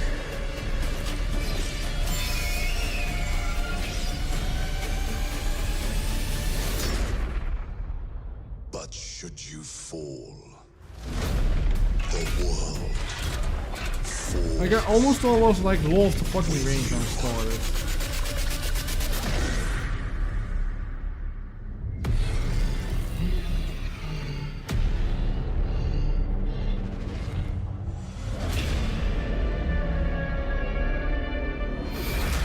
Lords of the Fallen 2. Wishlist now.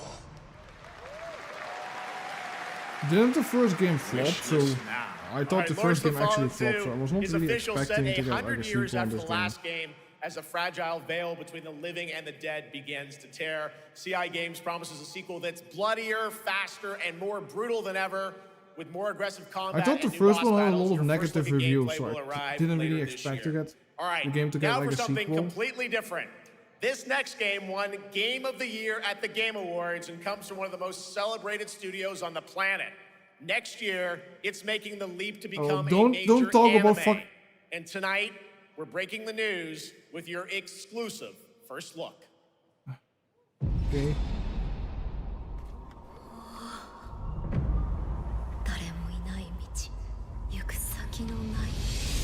Like I was almost worried that they're gonna show something related to Last of Us 2.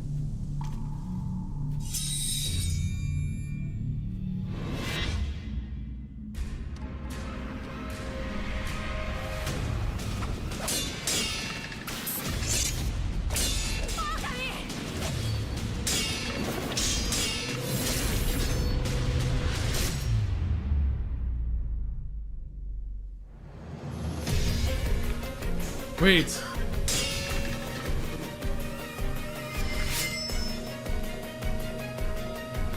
Anime Sekiro?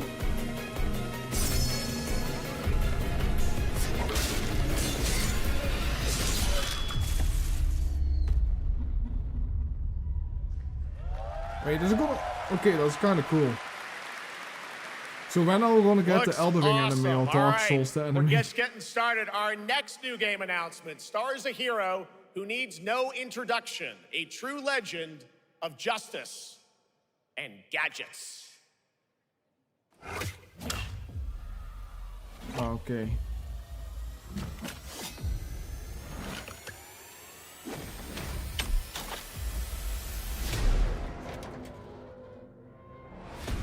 Lego Star Wars The Complete Saga is still the best Lego game.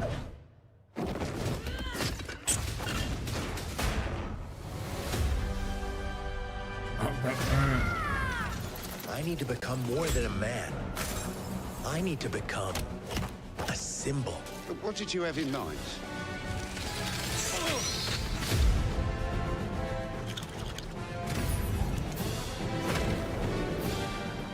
I mean the old Batman game, it was like the first one was really good.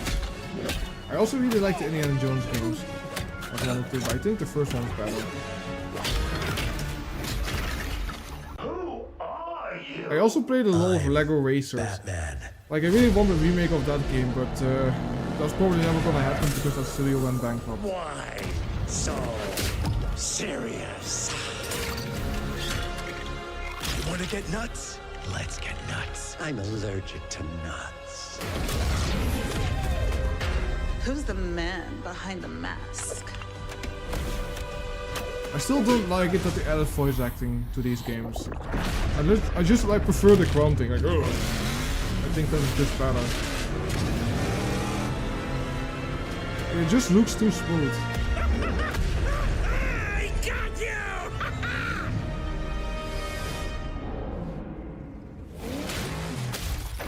Can you have sex with Lego Catwoman in this game? Probably not. It's for kids after all, right? Oh, you think darkness is your ally. You merely adopted the dark. I was born in it, molded by... Ah! Who put that there? I could have really hurt myself.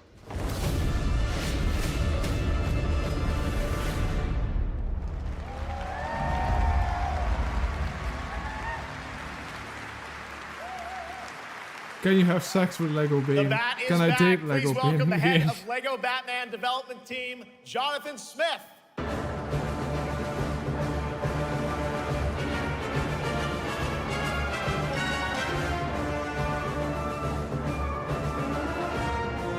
Jonathan, welcome to ONL. All right, so after the huge success with Lego Star Wars, you guys are returning to Lego Batman? We are so thrilled to reveal this game tonight for the first time to you all and to the world. Yep. And That's not all. At Gamescom, you will be able to play Lego Batman. Oh, great. Legacy of the Okay. Dark Knight. Wow. Pretty amazing. All right, well, there will be a demo on the show floor for everyone. Now, let's break down that trailer because we see so many fan favorite references, to films and things like that. So what is the story of this game? This is the definitive, essential Batman story. We take you on Bruce Wayne's epic journey from origin to legend. You'll train with the League of Shadows. You'll fight crime on the streets of Gotham. And as the years go by, you'll establish your ultimate legacy as the Dark Knight. We've incorporated iconic moments and deep-cut references from decades of Batman movies, TV shows, comics, and games, all brought together and brought to life in our unique It is just a Lego world. game, and it's just based on the movies. Like, they don't for it. really need to talk Let's about also it that talk much, right? about the combat. It is just We've got gonna some be real very gameplay weird here having of a the Lego, combat, and I gotta like say, something related feels to like you're Batman really amping without things Kevin up here this Conroy. time. Oh, the team has created a really rich, deep combat system that's authentic to Or are they Batman's just gonna use unique voice style. lines from the movies? So, surrounded by enemies, you'll pull Or, off like, I don't know. powerful attacks, I know if you could- counters, and takedowns. I know how You'll they're use gonna do cool it. I'm pretty sure they gadgets might like just use voice lines batarangs from the movies, to but stun enemies and the backclaw to reel them in. For the first time, we've added difficulty levels, Caped Crusader and Dark Lego- Knight mode for those who want an Hardcore extra Lego challenge. gaming. And you'll build a new Bat family Like, of I'm not. allies as you're You know, the joined Lego by games were always like playable really partner fucking characters easy, so it's like just gonna Jim be like, Gordon, yeah, we have Catwoman, super baby Robin, mode and normal Batgirl, mode. each with their own gear, which you'll need as you take on a rogues Oh, gallery. so they're of just villains gonna make the from Lego- Joker, Penguin, and many more, including. So it's just gonna have the mighty Arkham Bane, as you games saw in the trailer, combat, voiced by the or it's just gonna be like Matt based on the Oh my God, I cannot wait to see what you're packing into this game. It also looks like you have Dark a bit of Knight an movies. open world Gotham. Is that fair to say this Sure, time? that's right. Gotham is a playground, a Lego playground where you're free to explore. You can grapple from rooftop to rooftop, glide over the streets, or cruise around in your choice of Batmobile. This game has it all. I think you've sold me on it. All right, John. I'm pretty hyped about it. So, I a know we'll be Lego here Batman playable, as we game made mentioned, for for all you children here in does Germany. need You to have- can play it's Lego really Batman important, has Legacy of the Dark compact Knight and for the difficult first time combat. starting tomorrow on the Gamescom show floor. Thank you so much, Jonathan. Awesome. All right, now over to Shots with our next new game announcement exclusively on ONL. Thank you so much, Jeff. Indeed, I find myself here in the audience. There we go. I find myself here in the audience. Thank you so much, Jeff. And some of the best fans at ONL. So is everybody having fun? I love it. But we're just getting started. Still to come, we have an amazing musical performance from Claire Obscure Expedition 33. I can hardly wait. And also a new look at Resident Evil Requiem, as well as a bunch of other surprises. I know what you guys are excited for. I can hear it. But now it's time for a new game announcement. A long-awaited sequel that fans have been eager to see for nearly a decade. We have fought the Wait. enemies of humanity across 1,000 worlds. Warhammer? No respite, no remorse. Okay, let's go. We are the wrath of the Emperor, his angels of death. But the Imperium lies broken, its armies scattered and reeling. It's just gonna be an yeah, I don't really care about Rise RTS to drag games. us down, and the galaxy has been torn asunder. On the world of Cronus, we make our stand. We are the Blood Ravens. There is no victory to claim here. Only vengeance to enact. We kinda need a hero shooter based on Warhammer. I would play that. For only in death does duty end. It's gonna be Dawn of War 4.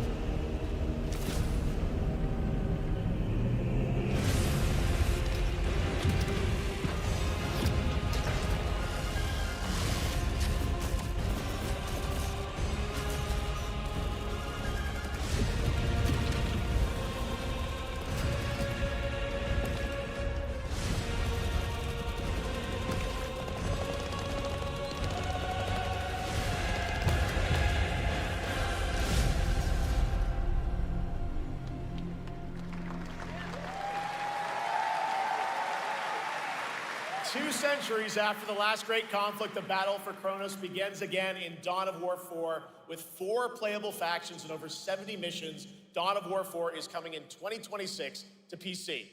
All right, now it's time for an unexpected update from the Monster Hunter Wilds team about a very special crossover event.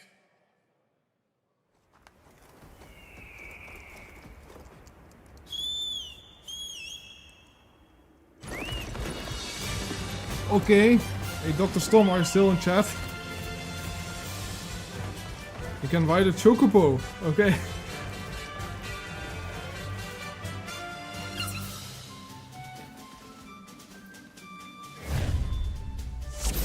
Okay.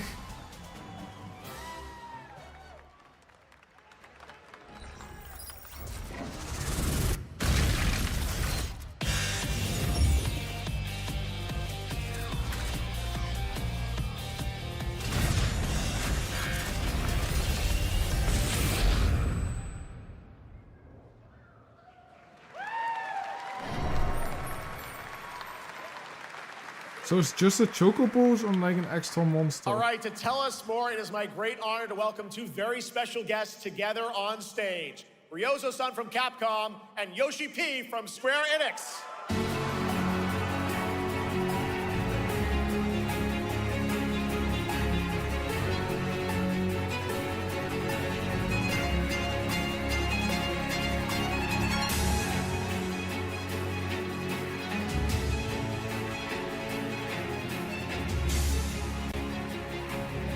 Mana will translate for us. Well, guys, it's great to have you both together here at Gamescom. Ryozo-san, what can you tell us about this collaboration? Hi, thank you, Jeff. ドイツの皆さん、配信をご覧の皆さん、こんにちは。今日ですね、このファイナルファンタジー14との特別なコラボレーションを発表できたことを本当に嬉しく思っています。Thank you, Jeff. Good evening to everyone at Gamescom and all the friends watching online. Today, we're very excited to announce a special collaboration with Final Fantasy XIV. ですね、モンスターハンターワールドの時にもコラボさせてもらったんですけど、その時もですね、吉田さんとまたちょっと機会あったらどっかでやれたらいいですねみたいな話をしてたんですけど、今回それが実現しました。今日お見せした、映像はですね、まだ一部でして、詳細は、来月皆様にお伝えできると思いますので、そちらの方を注目していただけたらと思います。あとですね、今回もですね、吉田さんと、スクエアエニックスのスタッフの皆さん、本当に全面協力していただいたことをですね、感謝してます。吉田さん、ありがとうございます。はい。で、ここからですね、ぜひ吉田さんにバトンタッチして、感想をいただけたらと思っております。After our collaboration in Monster Hunter World, I remember talking to Yoshida-san and discussing how much we wanted to do it again, and now we're very thrilled to make it happen. What we showed you is just a little glimpse of what's to come, so please look out for more information that's coming next month. But of course, Yoshida-san and the Square Enix team have been working just as hard. Like I have a 7900 XTX. I don't think performance should be an issue for me. I'd like to not only thank him, but turn it I've over heard to only him like to for like share CPU. some thoughts. I have. Guten Tag, I bought Gamescom! really high-end PC a couple of years ago, so I should be fine with like performance. まずはこのような素敵な場所に招いていただいたジェフさん、それから我々にね、いつも本当にたくさんのインスピレーションをくれる良三さん、それからカプコンの開発チーム、そして何よりゲームファンの皆さん、本当にありがとうございます。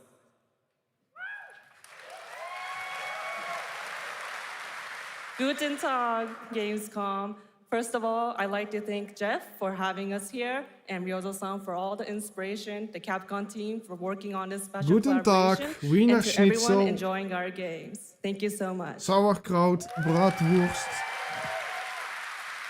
今良三さんの方からもちょっとご紹介いただきましたけど、モンスターハンターワールドの時にもご一緒させていただいて、今回それに引き続き第2弾ということで、モンスターハンターワイルズとも、我々クロスオーバーと呼んでですね、全面協力して、コンテンツ開発してきました。As Ryozo-san mentioned, we worked together on Monster Hunter World, and we wanted to make it happen again, and it's happening for Monster Hunter Wilds. We would call it a crossover, and we're very happy to make this happen with all of our efforts joined together. もちろんクロスオーバーですので、ファイナルファンタジー14側にも、スペシャルなバトルコンテンツご用意 It's して just so お funny to り hear ま him just す。 say some 今 words 日は like English 先ほ and ど then ね just ティザー talks トレーラーとし Japanese. て、モンスターハンターワイルズ側の映像を見ていただきましたが、我々もちょっとだけ映像をご用意してきました。 Since this is a crossover collaboration, not only Monster Hunter Wilds, but Final Fantasy XIV would also be having a special collaboration content inside it. Outside of the trailer we just saw, Final Fantasy XIV has also prepared a short trailer to show you what you can get. Wow, all right. Well, thank you so much. Ryozo-san, Yoshida-san, here's the trailer.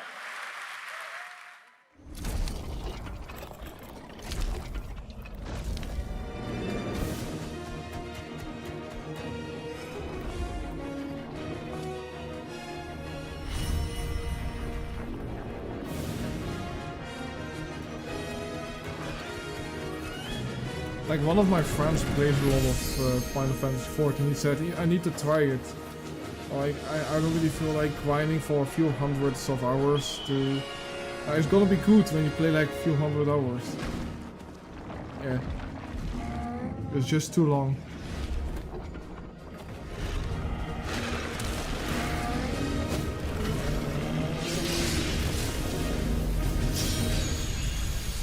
I mean, I'm talking about Final Fantasy XIV. Like, there's like a game that you need to put a lot of hours in. I think it's like longer than Wilds, though. Because it has a lot of expansions. I think Jay Kaiser will like the Lego Batman game the most, I'm pretty sure. Or like PUBG, I don't know. Brought us back to this place. Or maybe the Sonic game. Something that knows us. Knows the rules. But what if this wasn't the place, after all? Look around you. They can see you. Do you believe this is real? This isn't a game. It's a test. But do you ever ask yourself, what are we here for?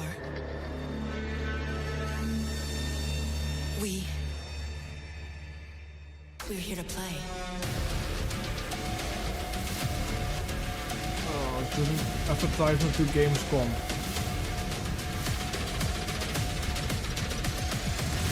Are you ready to play?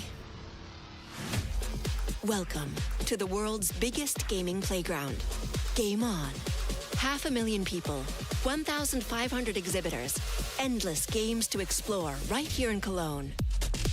Discover rising stars at Gamescom Awesome Indies. Step into the cosplay universe, on-site or online. Watch, join, become the hero. Experience live shows, esports battles, and Okay, I creator already feel events in the embarrassed. Gamescom event arena. Like, I go Saturday Not to in Cologne? Gamescom, Go but to oh my god. gamescom.global. Fucking hell. Stream the Why highlights do you of ruin it for Gamescom me now? Vote in the I just want Gamescom to stay at award. home. Or I don't want to dive go into our anymore. Gamescom studio on Twitch and YouTube. And of course, we're here to play. Join the fun in our community RPG, Gamescom Epics. You know what the best part is at Gamescom? If you want to buy manga, everything is in Gamescom fucking runs on German. 100% Everything. renewable So that's energy good. Like and the, puts I accessibility think the last first. time I went, The whole city joins in. I was at the asking Gamescom something and it City was like Festival. security guards and It they doesn't only stop speak there. German. The whole And world I can comes speak a together. little bit of Not only German, here in but Cologne, not but good. also at Gamescom Latin, Like, Gamescom Asia, and beyond. I was using Welcome Google to Cologne. Translate. Welcome to Gamescom. All over the world. And now, keep on watching Gamescom Opening Night Live. Okay.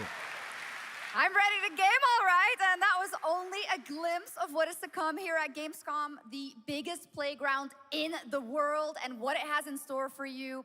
We're here to play, and the fun is just getting started. So, Jeff, what's next? Is it anything good? Become the I sweatiest think and it's gonna be smelliest a dog. video game, I can tell you that much. Last year at the Game Awards, we had the honor of announcing the long-awaited return of one of Capcom's most iconic action series, Onimusha. And tonight, we take the next step on that journey. Here's a brand new look at Onimusha, Way of the Sword, coming in 2026.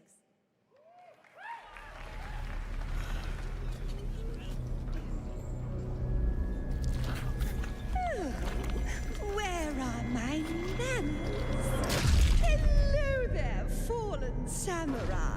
Or better, which game Harmer Smith will go after? I'm pretty sure any game with like minors. Like, didn't he have like one of his favorite waifus? Wasn't that like a minor or something? I don't know, like, or like the fucking Princess Peach game he did lost. What fearsome power! Be careful! Oh, righteous! And after everything you and your awful kind put him through, too. Were you feeling left out? Here, let me show you something to cheer you up.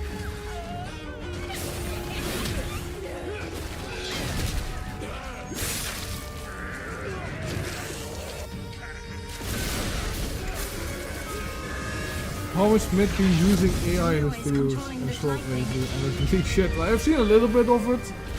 Like, wasn't there like a video where there were like chicks in the video and they kind of look like minors? Like, and he's making himself look like the fucking chat. I'm terribly sorry. Anyway, do enjoy.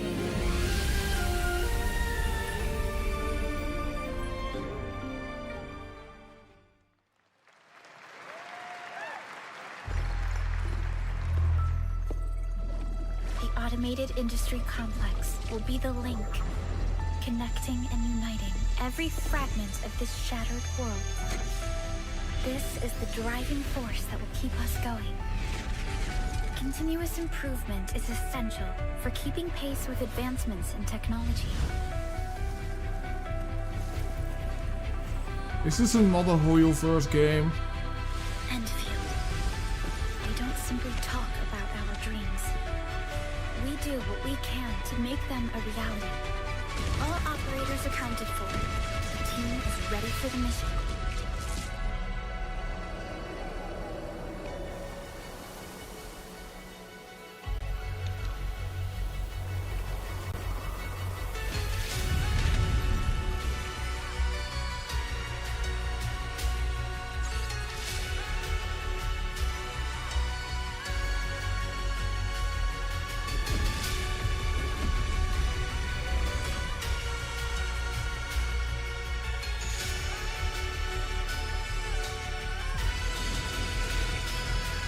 So we built like factories? What's the game even about?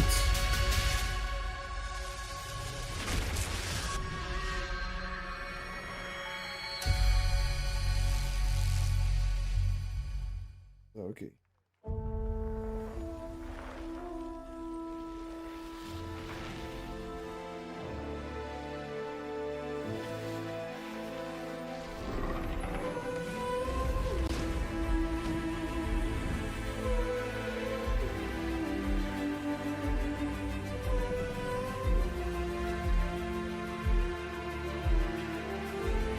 Is this the new civilization game?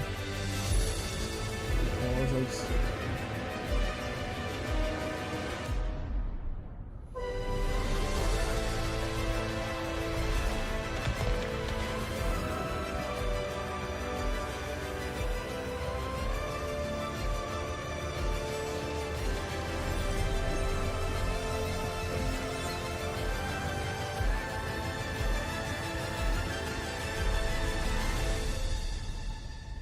Okay, it's Europa 5 Universalis. One other matter. The Alpha. She was found. This will truly be the birth of a new world. A world where we are the one and only human race! I'm afraid your friends came far too late. I see the years haven't been kind. I know about the Alpha. Why is she here? Okay.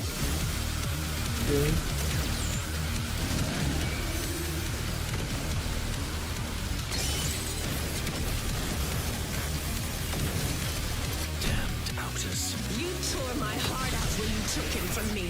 Now it's This is, I don't know if this game is good, but like, this would be probably a game that you put like Japanese voices Let us over. end this war. Oh, Mother. Thank you.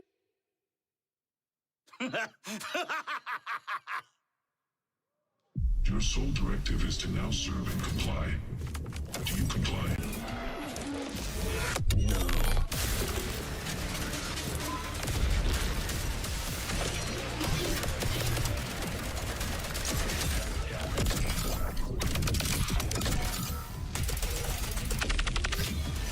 Okay.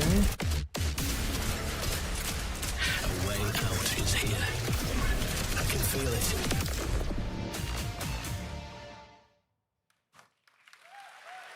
You guys having fun so far? We got a lot of shows still coming your way. All right, now it is time to head back into the wasteland. We're talking about the TGA award-winning Fallout series based on Bethesda's legendary RPG franchise. Season 1 earned universal praise for its tone, storytelling, and original characters, not to mention how faithfully it brought Bethesda's game world to life. Well, later this year, the series returns to Prime Video for Season 2. To tell us more, please welcome to ONL some very special guests. Like, why do you Series need to make executive shows producer about almost Jonathan any Nolan, fucking video game? I executive just want more producer fucking Geneva games. Robertson Dorrit, and stars Ella Purnell and Aaron Moten.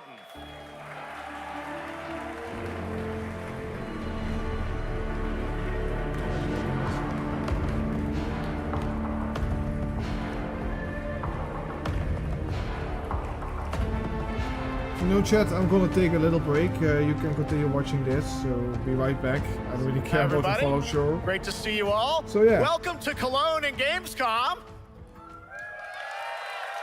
Jonah, you know, we've got 5,000 Fallout fans here in the hall tonight, millions more watching online, and we can't wait to hear about the new season. Yeah, we're very excited. We literally just wrapped, jumped on a plane, and came out to see you guys. Gamescom is actually really kind of where it started for us, the journey on this show. It was 2 years ago. We asked Todd Howard to come here and show the very first footage that anyone had seen anywhere of the first season.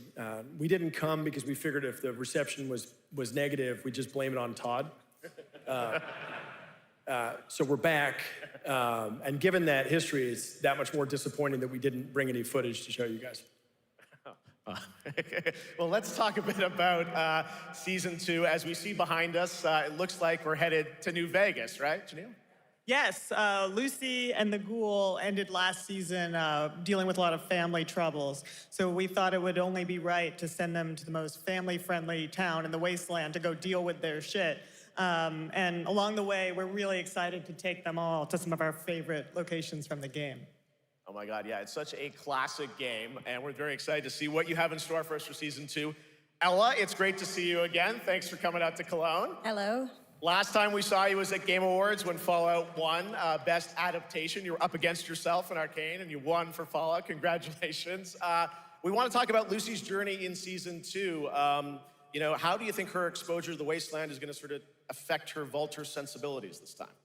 Yes, the question is, what is she gonna do when she finds her dad? Okay, chat, did I miss Is she anything gonna bring important? him Probably back to her not. vault and give him justice, or is she gonna give him wasteland justice, which is the ghouls' justice? I think a central question of the season is whether Lucy will transform. You know, the one thing that I'm kind of offended about, why are you showing fucking television shows at a fucking gaming event? Okay, I like it. Aaron, let's talk a bit about. I get it that Maximus. it's He went based on through a quite an fucking evolution game, last but like, season. Now that Lucy and Ghoul are kind of great for the people that like this. Tell us about Maximus. How does he get deeper into the Brotherhood of Steel this season? So deep. Yes.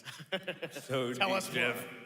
Jeff. Yeah, when we first met Maximus, all he wanted was to be a knight. And now, in very Fallout fashion, it's a little bit of a careful what you wish for. You know, instead of getting Elder Scrolls 6, So we're here he is getting now the with fucking his Fallout show newfound season 2. status, trying to make the world a better place in extremely, or I guess deeply Yes. flawed society. Yes. Yeah. All right, well, we cannot wait to see what you guys have in store for season 2. Let's talk a bit about Ghoul. Can we expect more sort of Cooper Howard flashbacks as well in season 2? Yes, absolutely. Cooper Howard and the Ghoul, played by the amazing Walton Goggins, definitely coming back. We have so much more to do. Obviously, we ended the last season with Cooper Howard dealing with, I think, a very common marriage problem. What do you do when you find out your spouse is planning I don't a know. nuclear I just war? don't have any And so interest in this. He's gonna the figure Fallout that show. out. Like, and I as mean, he the games are does, fine. He's gonna They're fun to uncover play, a but like, greater conspiracy with huge I just implications for don't the like something wasteland. like The Last of Us. All I right, can well, we'll look understand forward why you would to, make a seeing show how that unravels. Now, because the season fucking game is one, of you course, was can known almost for can just call amazing original fucking characters that you guys built in the Fallout world. We thought that was so cool. But movie. now that you're diving a little more directly into New Vegas, I think the fans here want to know: are we going to see any more direct ties to the video game and characters, locations in this season? Well, we're super proud of the original story that Geneva Also, and Graham apparently, are they telling. butchered every character in the show. one Like, character I haven't in watched the particular show, but I've heard like from everything. New That, Vegas like, it's not that canonical I to the was really fucking excited, games. They just at changed the fucking possibility of seeing canon. a little bit more from. We're writers, we're no good at describing this stuff. Maybe we should pictures worth 1,000 words. Oh, I think so. Okay, all right. Well, I it haven't sounds personally like then, watched the Fallout show, we but might I just don't get to hear really a little care bit more about it. Seal I mean, of season 2. Is that possible tonight? Well, I don't know, Jeff. I heard you like world premieres. We like those, right, guys? Right, Gamescom? Gamescom. All right, Gamescom. Here's the world premiere of our teaser trailer for season 2 of Fallout, streaming this December on Fallout Prime Video all over the world. Amazing. All right, let's check it out. Thanks so much, guys. Here we go.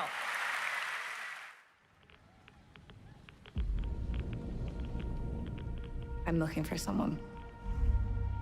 Common story around here. Someone you care about or someone you hate? Oh, what a great question. is the adoring fan gonna show up? Like, that's the only thing that I care about.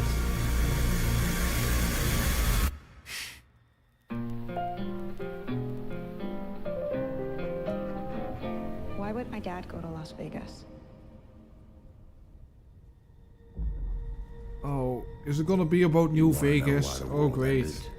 It started here with one man. Wasn't New Vegas the best one of the Fallout games?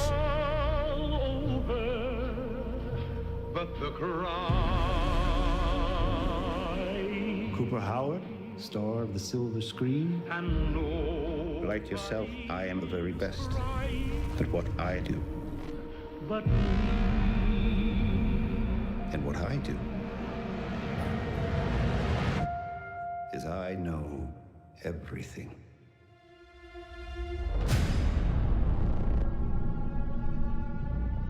I know there's a war coming.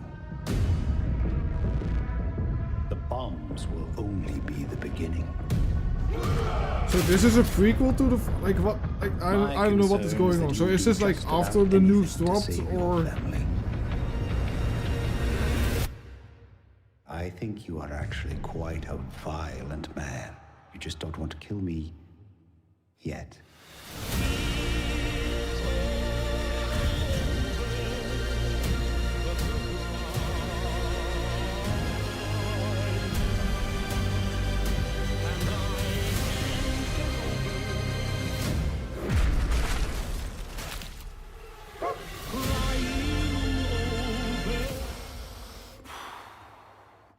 Let's get lucky, shall we?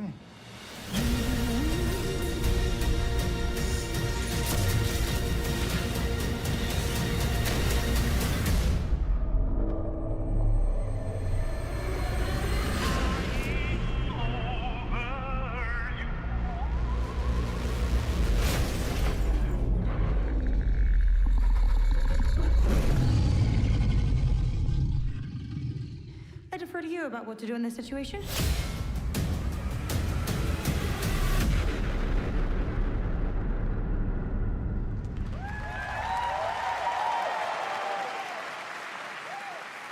How about that? That looks incredible. Deathclaw, of course, in our first look at the new season, and Robert House is Jonathan Tease, played by Justin Theroux. It is an amazing Gamescom exclusive, and we've got another one for you. The first drop of the all-new Season 2 posters. We cannot wait to see what Lucy, Maximus, and the Ghoul have in store for us when Fallout Season 2 begins December 17th with new episodes premiering weekly on Prime Video. All right, now back to you, Shox. Thank you so much. That looks so awesome. I can't wait. But last year, Indiana Jones and the Great Circle was acclaimed for its incredible gameplay and story. And next month, the adventure continues with The Order of Giants, a story expansion with new puzzles. I've actually heard that the Indiana Jones game is pretty good. Look at the gameplay for the most part. And a special announcement.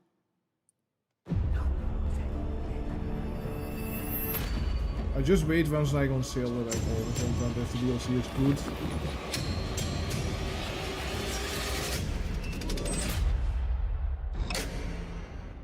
What do you know about the legend of the Nameless Crusader? Fierce warrior. Fought in the siege of Antioch. You know, also I'm a very 1097 big AD. fan of Indiana Jones. Very tall, like a giant. Pope Paul IV had an item of this crusader in his possession, his helmet. Well, I'll tell you what. If I see the helmet, I'll leave it exactly as I found it. Sound good? I mean, the last two Indiana Jones movies were pretty bad. Oops.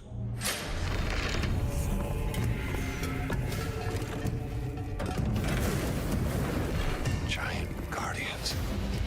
Their roots go way, way back. Worshipped by the Mithras cult. I can't believe you dare to investigate this. Impressive for a snake.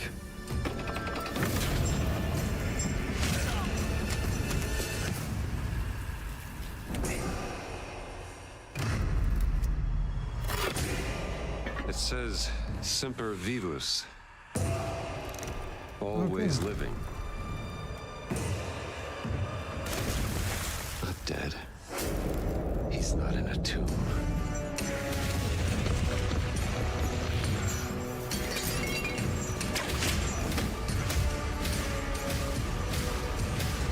I have the original Lego Indiana Jones set somewhere laying around.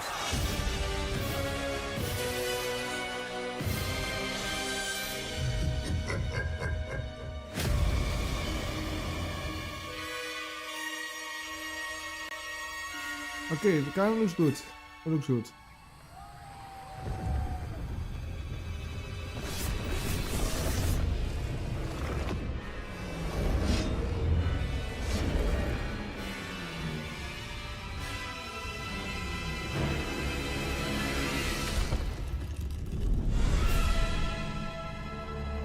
Okay, how is it gonna run on the fucking Switch too?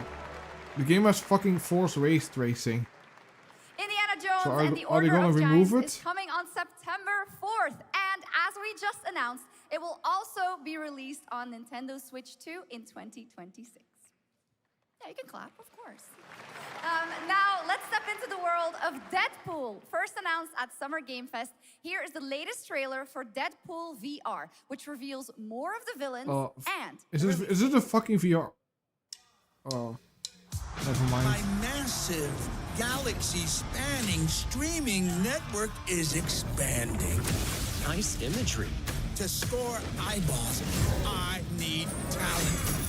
Now that is efficient Raven exposition. skeleton, are you a raven or skeleton? I'm a skeleton with a raven on my Bastards recruited across time and space. shoulders.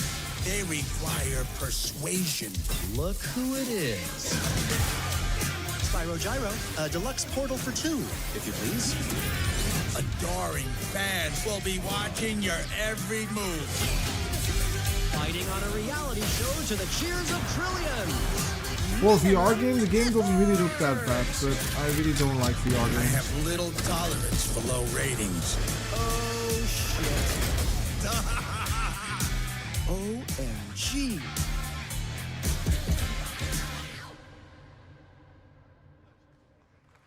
I mean, yeah, it looks a lot better than most That's right. other VR Mojo games I've is in seen. I Deadpool wouldn't- VR still wouldn't 2, really play voiced it. by John Leguizamo.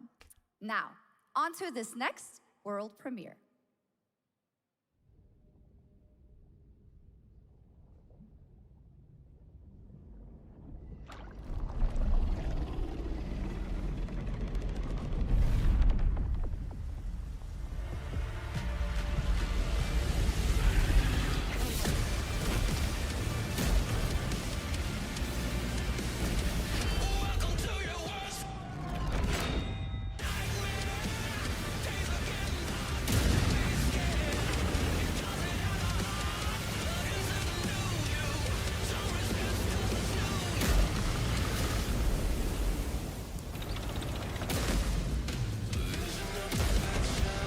Is this World of Tanks or is it something else?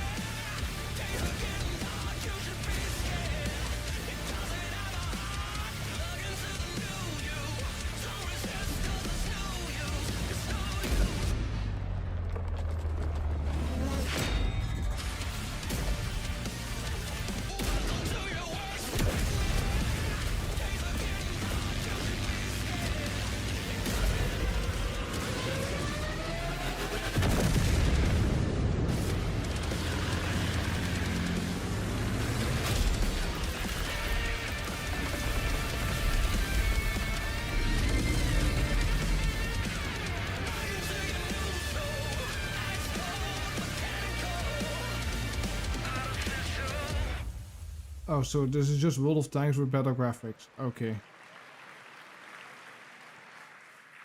The World of Tanks Update 2.0 lands September 3rd. This is the biggest update in the game's history, featuring 16 Tier 11 tanks and tons of new and upgraded features.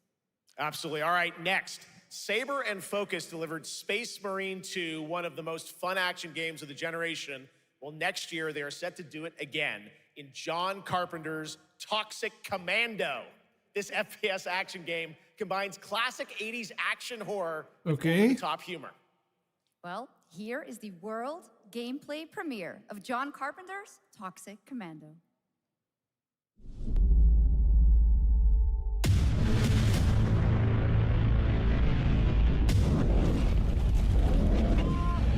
Next step, improvise.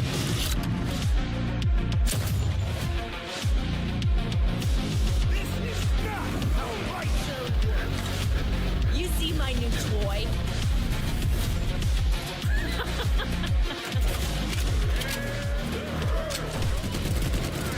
Okay. Liar, liar! Zombie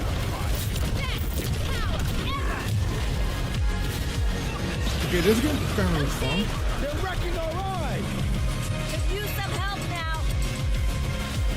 I need some first. Can you all please cover me? Whatever works.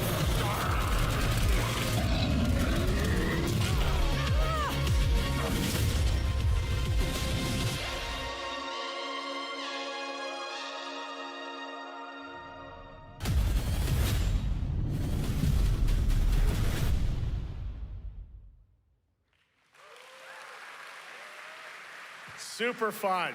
All right, our next reveal comes from a true legend of game design, Ron Gilbert, the mind behind Monkey Island, Maniac Mansion, and so many other classic games that defined the golden age of point-and-click adventure games in the 80s and 90s. I loved those games growing up. Well, now Ron is back with something completely new and completely unexpected. It's called Death by Scrolling, a roguelike, vertically scrolling RPG set in purgatory where you'll battle waves of enemies, hoard gold, and do everything you can to stay one step ahead of the Grim Reaper herself. Here's the first ever look.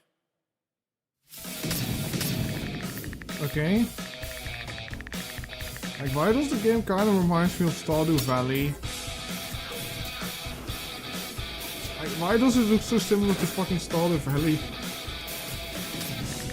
Why doesn't game all have to look the same?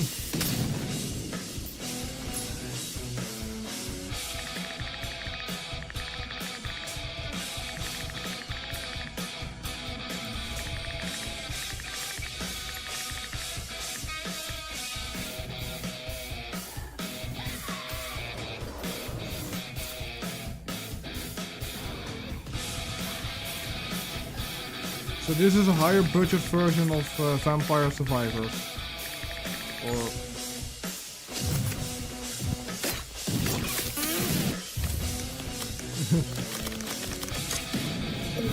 the game kind of looks fun.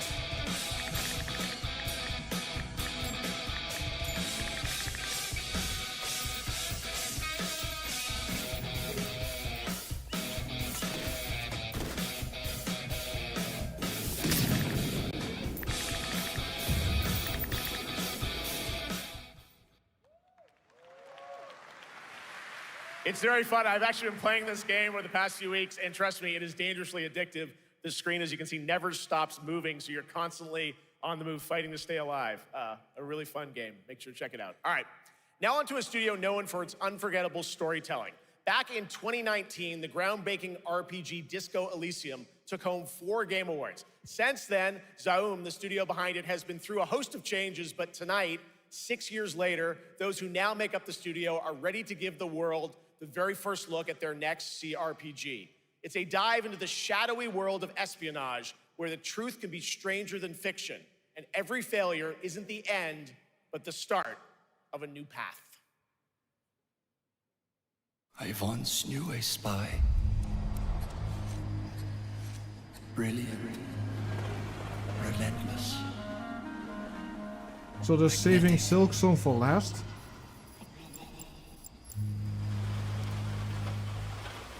Her name was Herschel. Dark gold hair, a well-worn life beneath. A dandelion puff, waiting to be blown.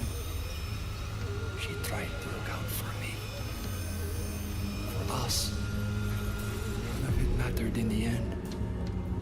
Everything she touched rippled into failure.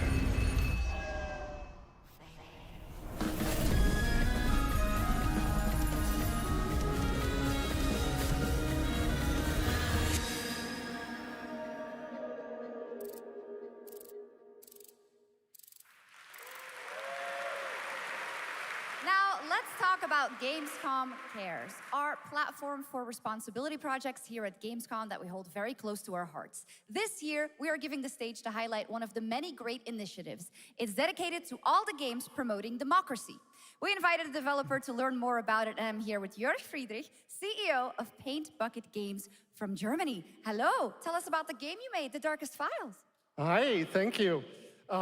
In The Darkest Files, we tell the true story of Fritz Bauer, was persecuted by the Nazis and forced to flee Germany, only to return after the war to fight them with the sharpest sword can't say the word of in democracy, Germany. the rule of law. It shows how quickly a constitutional state can become an unjust state and how this leads to darkness. But it also shows that we cannot simply stand by and watch. When this happens, we must take action. Indeed. There are other examples like your game playable here at Gamescom, such as Glass House by Flat28 Collective from Italy, a story-rich CRPG set in a lockdown apartment block at the dawn of a world war. And Compensation Not Guaranteed by Team Project Lunch from Singapore, a document checker thriller about a post-colonial country from the perspective of a government official worker. So, Jörg, can you tell us why these games are so important and so impactful? Well, games are more than entertainment. Like any great art form, they reflect our concerns, our fears, our hopes, and what preoccupies us. Keep fucking politics out of games, please. Right now. Minority rights are being oh violated. My fucking god. And the world is becoming increasingly interconnected. Damn, we need to. So All games those are poor a powerful refugees. medium Fuck for off, addressing man. these issues, and they have the potential to Thank inspire you. change. Fuck off. I am glad that not only are many people in the global games industry engaging in projects like this, but also more and more institutions like the European Commission or the United Nations. A very important message. Thank you so much, Jörg. And of I course, don't give a fucking thank you shit. to all of the dedicated Keep these developers fucking around the world politics who out put of so much here. heart and soul into those games, making the world a little better. Please check them out, everyone, and check out all the great initiatives of Gamescom Cares. Now, we have much more Gamescom ONL to come next. It's a very special performance of the music of But these people think when you're these people call you alt-right if you think Resident that Evil too much immigration is bad. They call you alt-right if you say that. I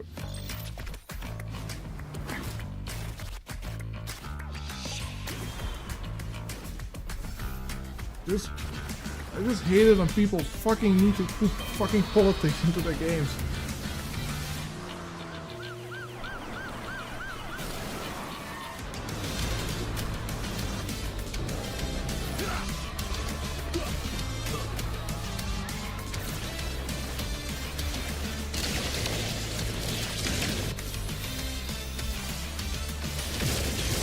This is probably gonna be a gacha game.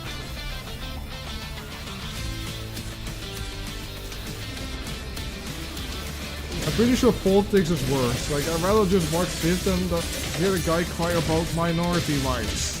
Like in Europe. Like, I mean, bro, everything needs to be diverse. Like, everything needs... Like, I mean, Africa needs to be Africa, and like, in Europe needs to be diverse. Like, I mean... You're just a part of my life. And you're just a part of my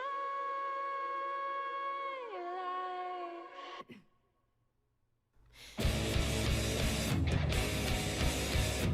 Also rhythm game.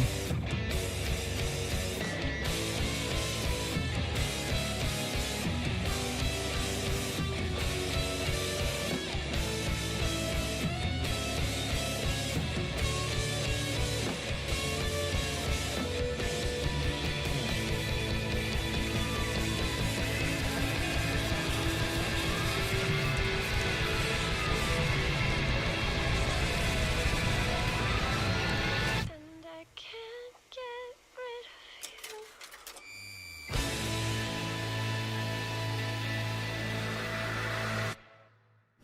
After an ageless slumber, the primal flow awakens once more.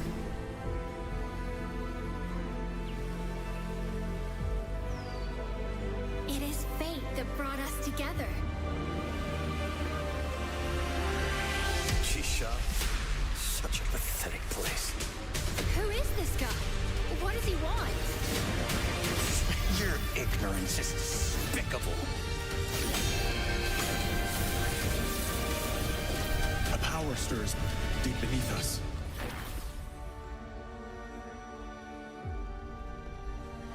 Whatever's lurking, it's behind this gate. The ground is shaking. It's people. Hey, why does this game look like a game that I've already seen?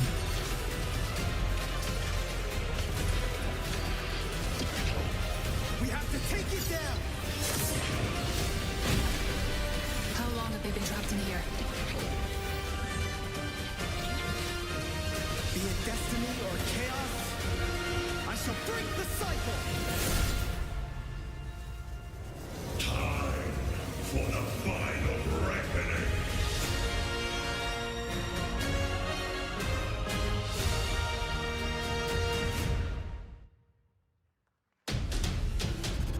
Oh boy. Wow. More Fortnite, please.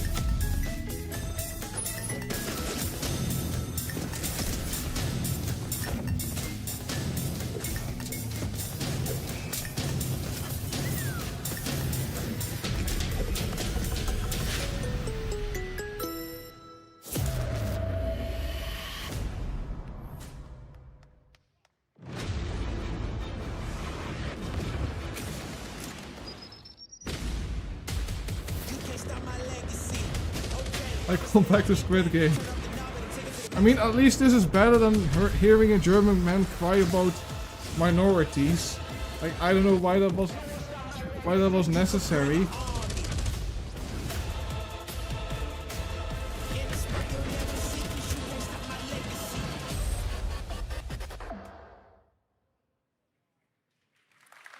You just got a fresh look at Delta Force, which launches today on PS5 and Xbox. And the best part? It is I thought Delta Force already got released. Now it is time for something truly special and one of the most requested moments from our community this year. Earlier in 2025, Clair Obscur Expedition 33, the debut title from French indie studio Sandfall Interactive, captured hearts with its stunning Belle Epoque-inspired world and unforgettable style. Absolutely. This is a very special game, and tonight we wanted to bring that world to life right here on stage at ONL with a special acoustic performance from the game's soundtrack. Please join me in welcoming, for their first big live performance ever, the composer of the game. Didn't Squid Game have like one good season, and then like I don't understand why they would make a season 2 after the show. Alicia Like, I mean, from Clair Obscur Expedition 33. like one good season. I thought, you know, the show ended. No, there's like 3 more seasons, I think, right? Season 4 or something? I don't know. I haven't really catched up.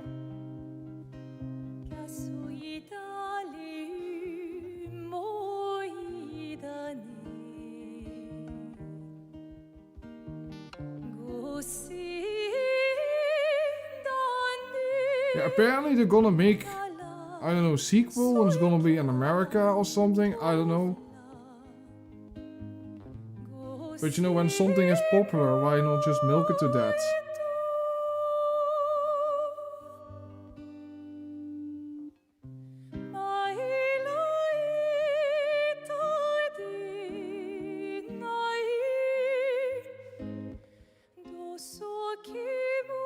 This is from Expedition 33, I think, right? Like, I haven't played the game, but I've heard the game is pretty good. Because it has like turn-based combat.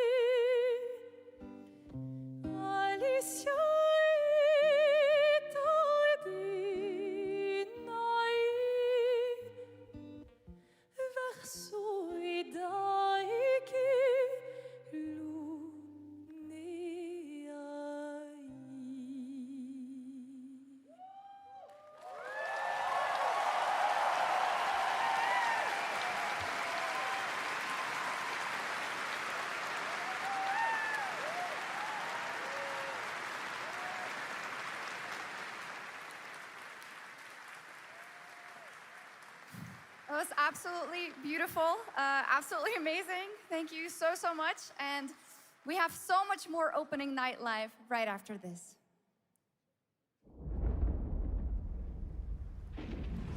Since ancient times, the Hayabusa and Raven ninja clans have fought Oh, Ninja Gaiden 4. with the Hayabusa clan in the spotlight. But your clan, the Raven clan, has always had a secret motive. Thanks. I owe you one, Hayabusa. Expect heavy resistance from the BDO. We're all counting on you, Yakumo.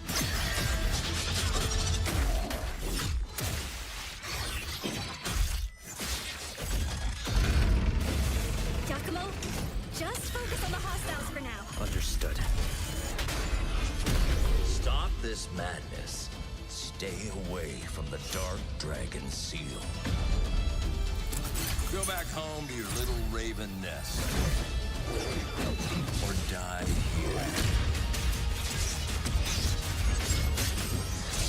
If you truly think you have what it takes to slay the Dark Dragon, prove it. The very fiend that resurrected the Dark Dragon years ago. Even a mortal such as yourself has heard of me? I'm sure. Where's my Nintendo game?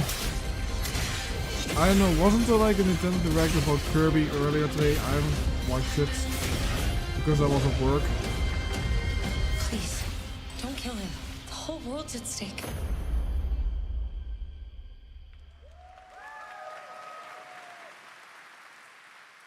Well, we've seen so many great games so far, so make sure to spread love to these amazing developers and teams behind them and wishlist your next favorite game on Steam by checking out our Gamescom Steam event. And the best thing is you'll find even more games from this year's Gamescom show floors, from beloved indies to big blockbuster titles, by scanning the QR code below.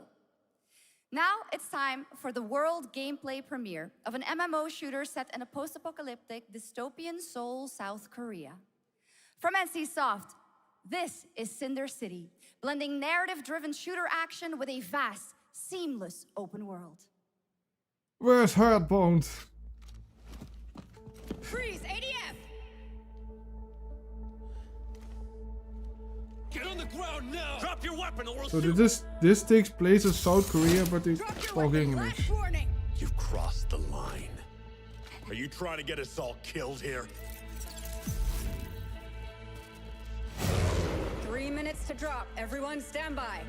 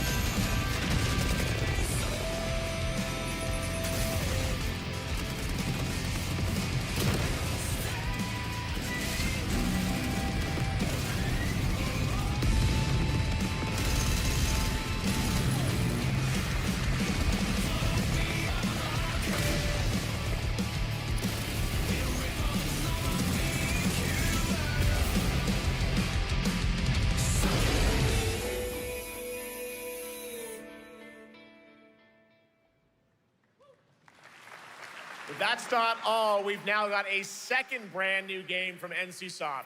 Time Takers is a competitive team-based survival shooter where the ultimate prize isn't points, it's time itself. Here's your first ever look at the gameplay.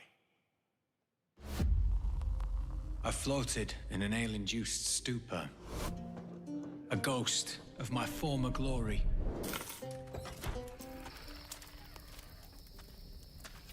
Until one day when I was stabbed. I thought I died. Instead, I was given a second chance in a strange world, alongside rogues from across the timescape.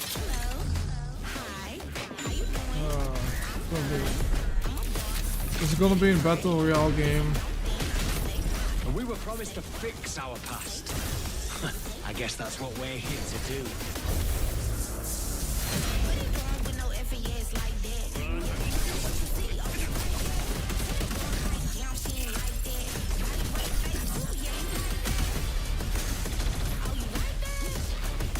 So is this Concord 2?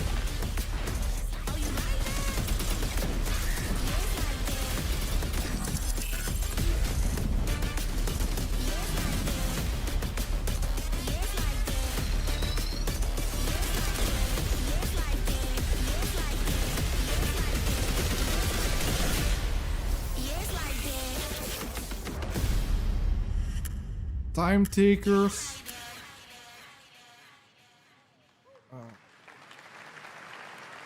This game is totally not gonna get shut down in like 2 months or something. For decades, Silent Hill has defined psychological horror in games. And tonight, the fog rolls in once again. Here's a brand new look at Silent Hill F from Konami, including the reveal of the American voiceover actress Susie Young as Hinako. Target show 1 to HQ. We haven't found an active suspect at the scene. It's so good, but it's still in the water. We better consider the hunt. Over. Last seen fleeing Tsuneyoshi Shrine.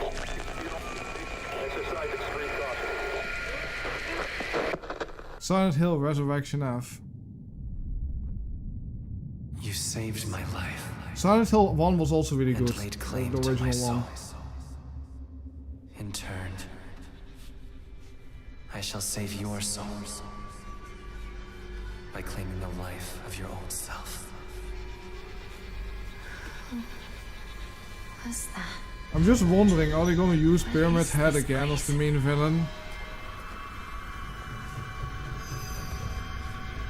This way.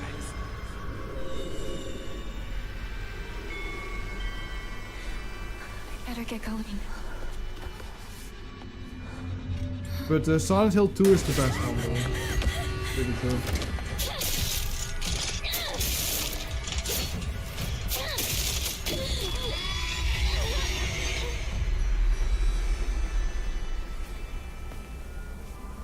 A good day is always an extraordinary day. An extraordinary day isn't always perfect. With that in mind, today's a bit too extraordinary. So this is where you are. I wondered where you had gone. You need to start getting ready. It's time to say your goodbyes. You're going to kill them with your own hands. What's going on? No, it's got my home too. The halls, the doors, everything's changed.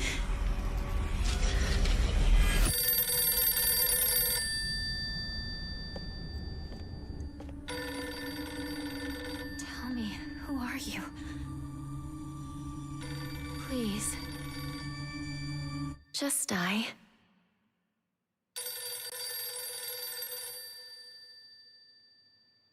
I probably will try out the game when it comes out.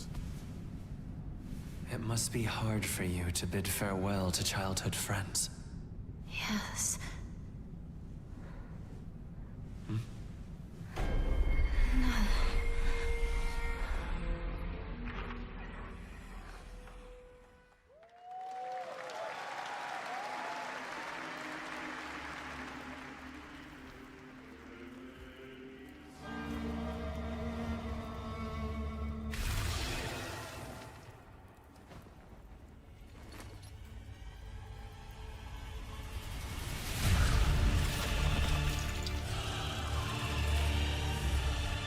Okay.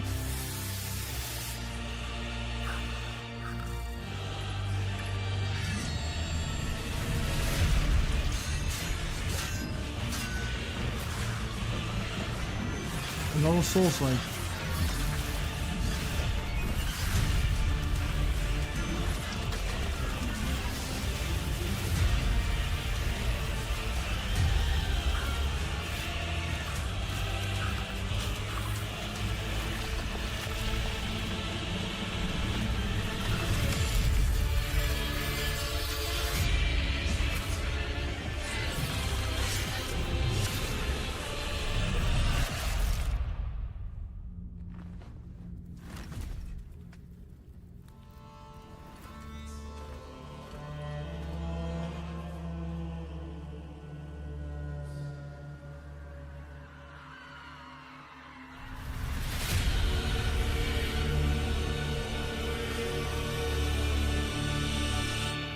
Okay.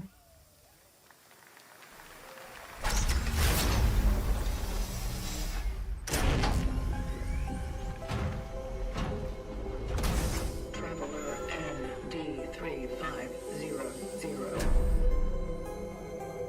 Initiating the travel log. This is the Traveler, an agent of a shadowy faction known only as the Collective. And in Kronos the New Dawn, you'll step into their role. From Polish horror powerhouse Bloober Team, nominated last year at the Game Awards for their Silent Hill 2 remake, comes a bold new vision of survival horror. In this world, the dead don't stay dead. When they find each other, they merge into something far more terrifying. Launching September 5th, here's your brand new look at Kronos, the New Dawn.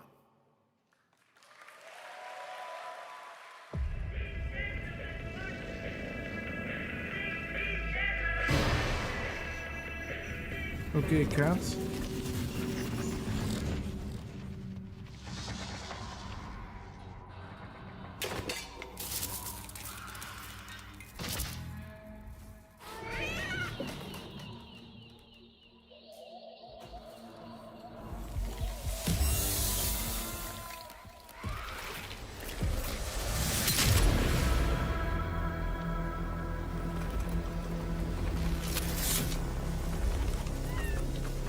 Are you glad to see me, friend?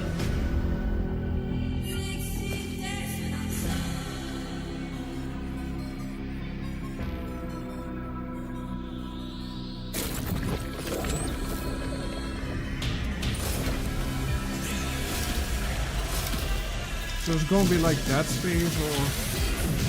I don't even remember this game. Oh, it's just gonna be like this.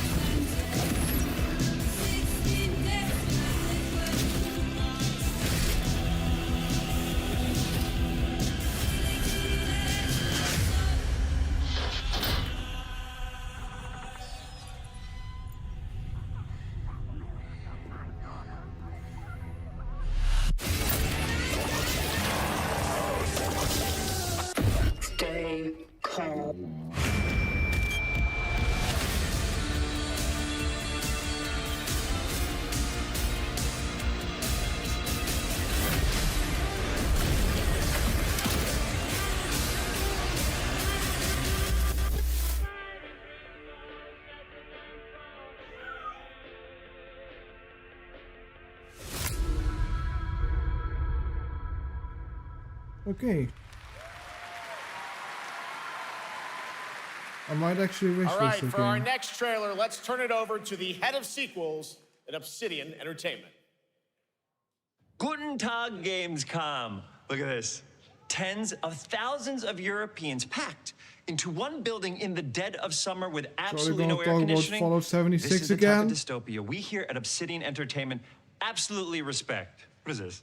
Am I experiencing So is this the Schadenfreude right now? I may have messed up the New pronunciation, Vegas but you knew remake? the idea. How are you? My name is Mark. I am the head of sequels here at Obsidian Entertainment, and I've got big news. I am going to drop a brand new trailer for The Outer Worlds 2. What are you gonna get? More planets, more chaos, and an actual release date now that GTA 6 got pushed to the spring. So, strap on in. Stock up on some gummy bears, stock up on your favorite pretzels. Get ready. Here comes The Outer Worlds 2 trailer. Wasn't that game Roll like it, Jeff. 80 bucks and It's now gotta be they Jeff that's rolling made it, the right? game cheaper? Like an anti-capitalistic And now, game a is like trailer fucking for the part of expensive. the game How you ironic. remember more than the ending. The Companions. Let's skip the diplomacy. Chemically enhancing your statistically unsafe lifestyle. This might sting a lot. Ooh, an enemy.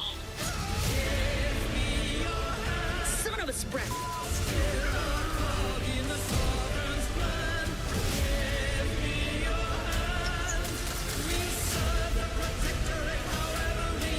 Be grateful you're not on fire.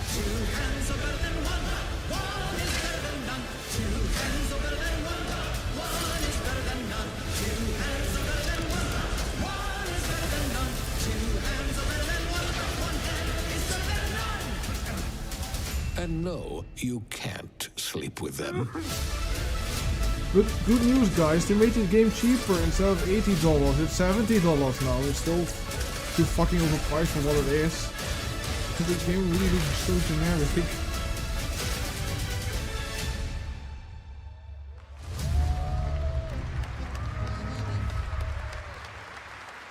Lots more to come here at ONL, but now a first look at Inzoi Island Getaway with Inzoi's first and free DLC, which is coming tomorrow.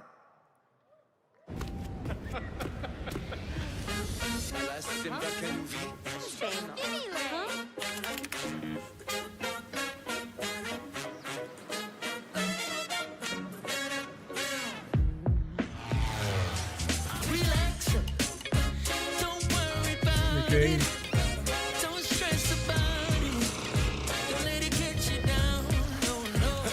So this is just a Sims with better graphics.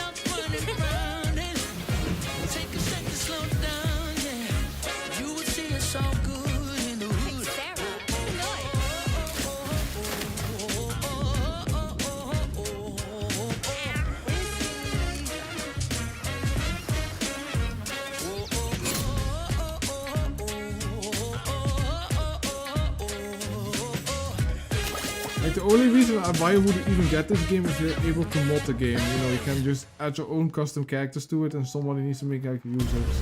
Like you have Jake Carver, Captain Alex, all the fucking game with the character in the game. That would be great. Awakeners, prepare for the final confrontation.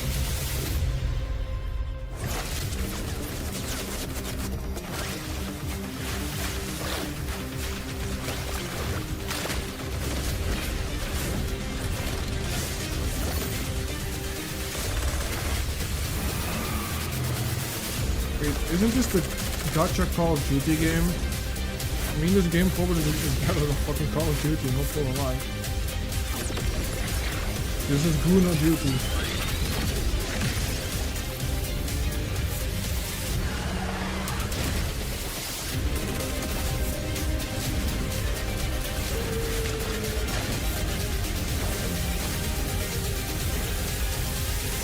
Wow, furries. Fatal Trigger. Okay. 7つの大罪あいつらとの冒険は騒がしくて大変だったけどなんとかなってよかったなけどな、俺たちにまた一つ面白い運命が待ち受けてる気がするんだ。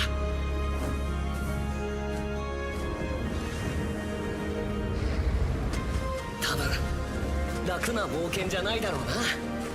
この広い世界にはたくさんの試練もあるはずだ。だけど俺たちが力を合わせれば乗り越えられるさ。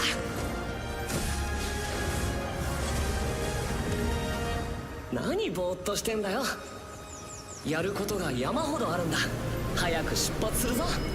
さてさてさて CBT 募集が始まるってよ。絶対参加してくれよな。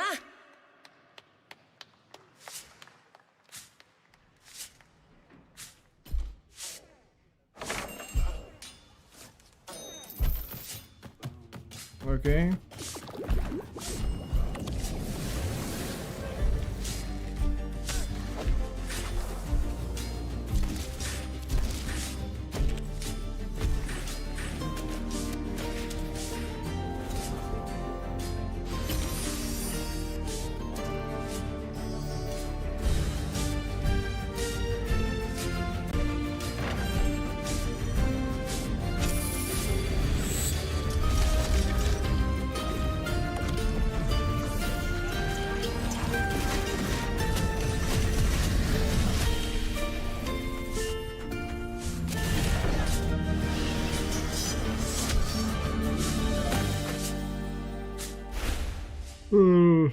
Okay, that was... It brought you here, my fire. My fire.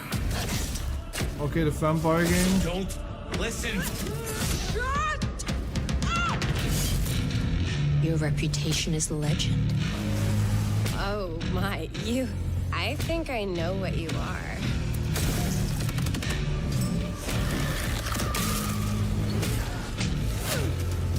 All opinions must be best. Right, sorry. Like, I haven't played the first one, but isn't this like a sequel from... So weary is the wanderer. So I'm not really familiar with these games. On the fertile soil.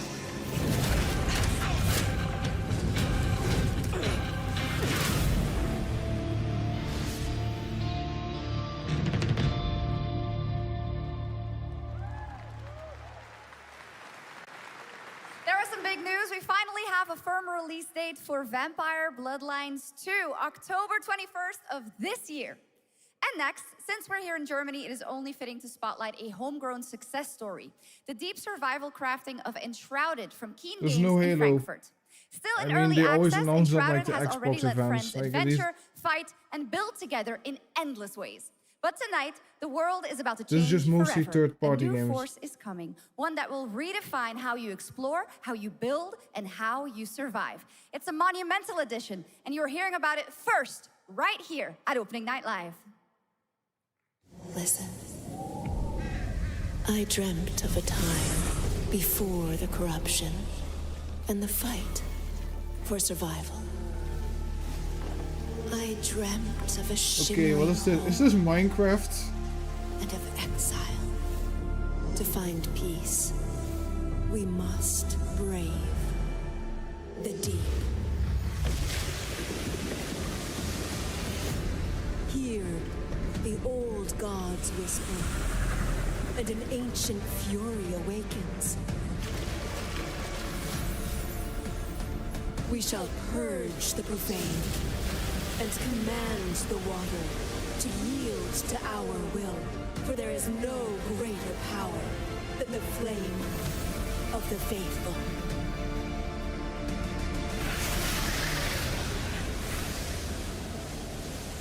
Okay, yeah. Oh yeah, it was Enshrouded. This game was already... Like, Awesome. didn't this game And come out tonight like a at couple ONL of we years have ago? news of the latest Xbox franchise that is coming to PlayStation for the first time, and the reveal of brand new expansion as well. Like, I don't play on consoles, so for me, like, some of these games, I feel like, oh my god, these games are new. No, they're not new. They're like old.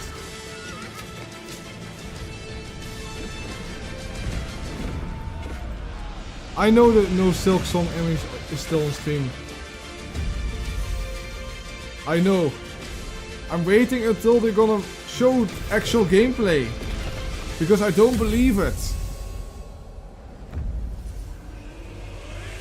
Yeah, Silk Song is there, yeah. They said it would be in this stream. But you know the meme? No Silk Song?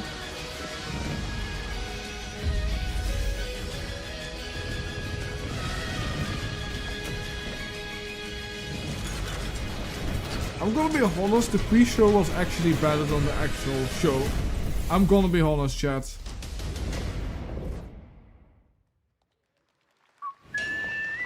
This is an hour and a half, and like the first fucking 30 minutes of the pre-show was just better. We got Bubsy 4D. Honored friends, masters of the blacksmith's guild, let me introduce a young master of our craft and new owner of Gutenberg's old forge, Henry of Skalitz.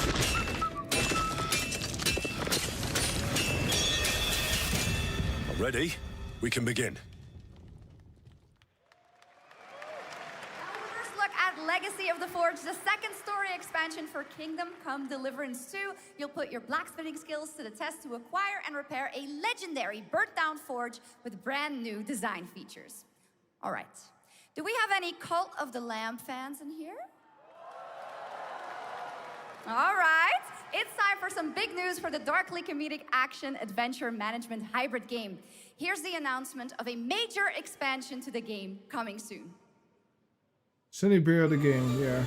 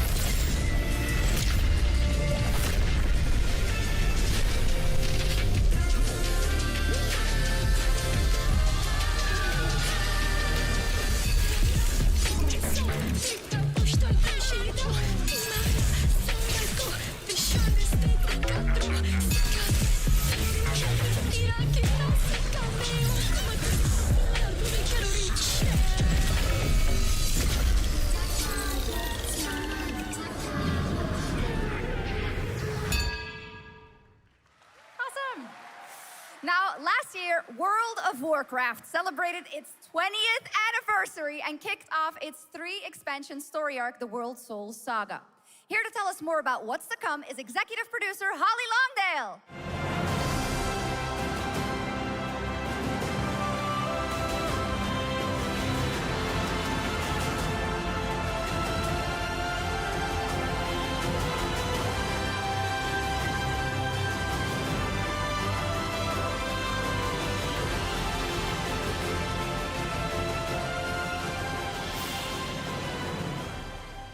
Hello, everyone. I am so excited to be here to reveal our next adventure, World of Warcraft Midnight. I'm equally excited to welcome you all home with our new housing feature. And if you're here at Gamescom, please come by and check it out on the show floor. We have a lot coming in this next expansion, our 11th expansion. To start with, the last thing that I played in WoW was Legion. There's a looming darkness, and it's think at that point I threatening just quit. the ancestral home of our blood elves. But Midnight is also about light, and about hope, and about heroes who rise when the world needs them most. And it's about the bonds that tie us together. And it all starts at the Sunwell. And if any of you have ever played WoW, do you remember the Sunwell?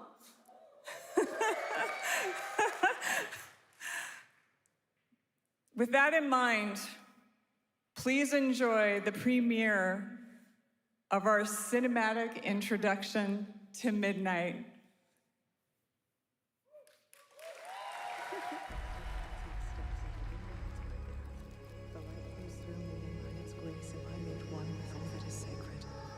The light guides my steps and illuminates my path. The light flows through me, and by its grace am I made The one character with looks ugly. The light guides... Liadrin, it has begun. I Oh. need you with me on the wall.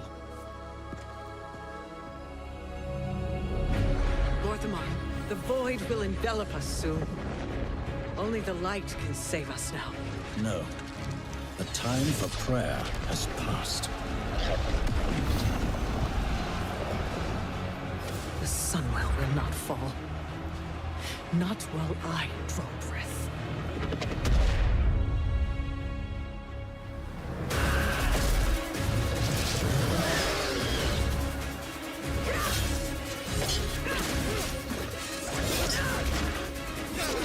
Little elves.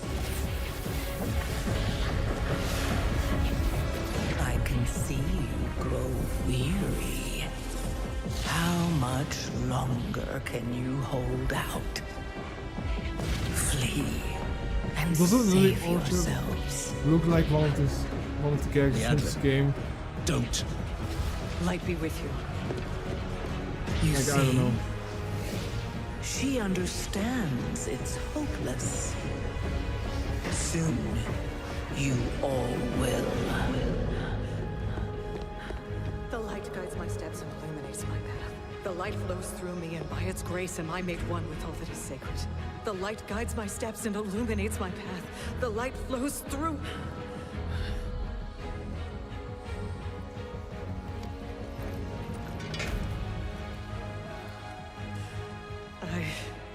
I know that I am unworthy. I don't know if I deserve your help, but I know my people do. Please give them strength. I admire your spirit, but that will not save you. Soon, I will break your world. Just play Final Fantasy 14 instead of this. Even break one elf.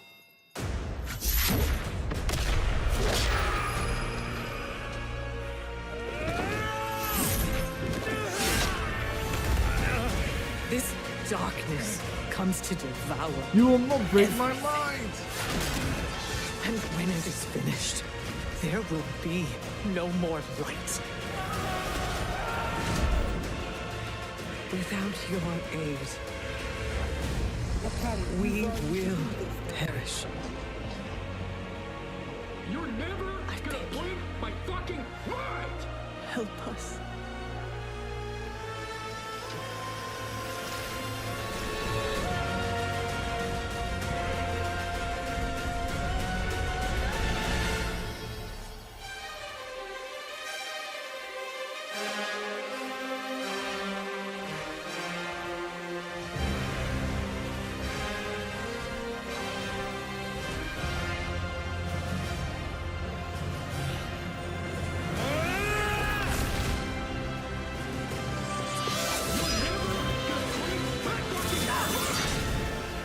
Sorry, I'm just trying to make it better. Not while we draw breath. They try so hard to make this epic, but it just fails. I don't know, man.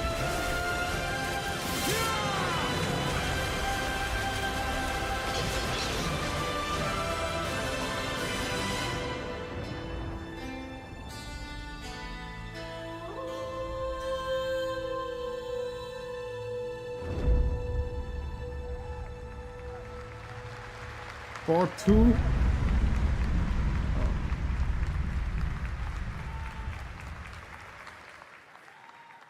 What a great cinematic. Nobody does those better than Blizzard, and hope you guys enjoyed that. All right, next is the global announcement of a new project from Team J, the dev team behind Delta Force. Project Spectrum is a tactical shooter for the fearless. It is a physiological horror PvEVP game. That's right, where you battle against monsters, other players, and your own sanity as widespread anomalies twist around the world. Face the horror or become the horror itself. Can you describe the sound in the recording?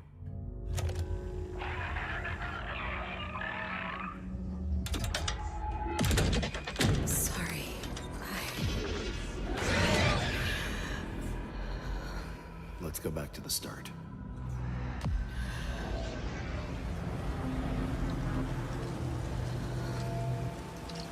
I remember the wind. Strong wind. What the hell happened here? We got company!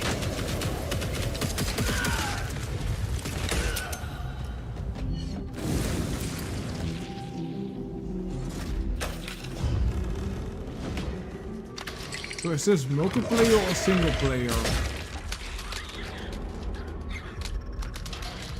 Okay.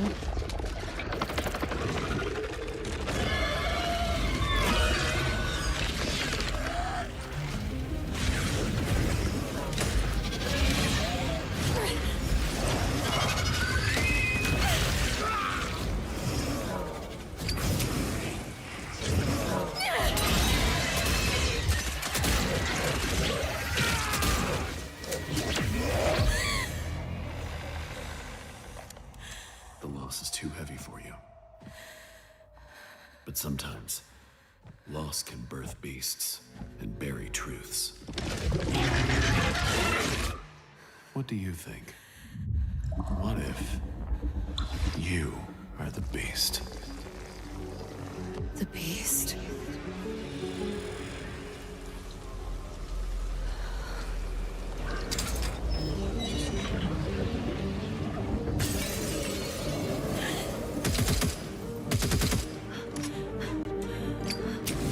Watch out!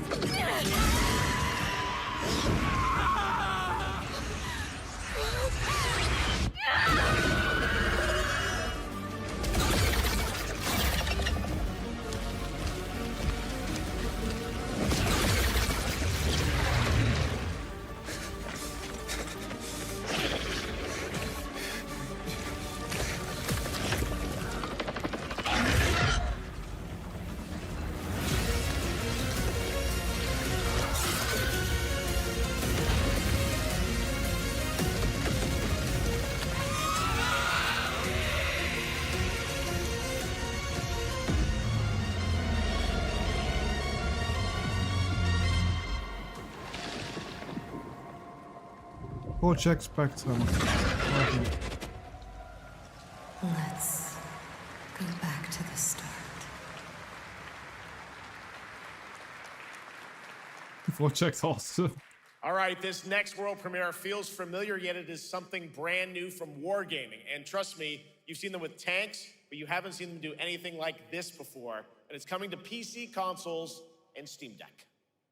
PC consoles. I mean, it isn't just PC. PC consoles. Wow. Guys, do you also have a PC console?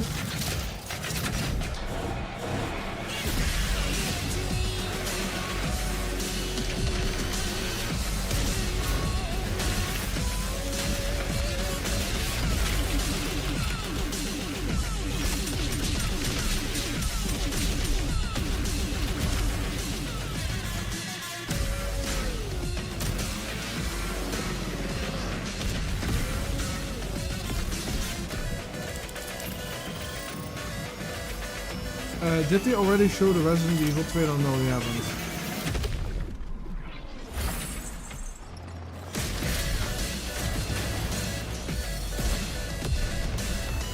I don't know, this feels like World of Tanks again.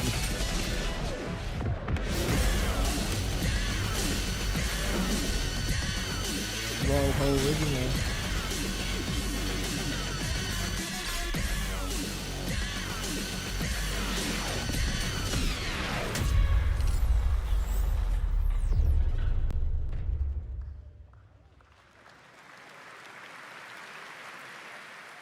This October, Sucker Punch and PlayStation take us back to the year 1603 into the sandals of Atsu, a lone ronin driven by a single purpose to avenge the brutal slaughter of her family at the hands of the ruthless Oh, they're gonna Yotei show Six. Ghost of Yotei, I Tonight, think. we have a new look at the deadly, beautiful world of Ghost of Yotei.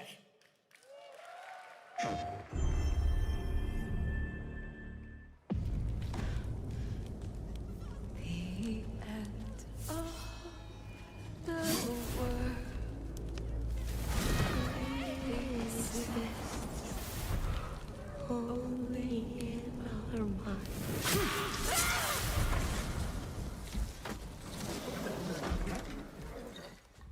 Are you going to give me a line?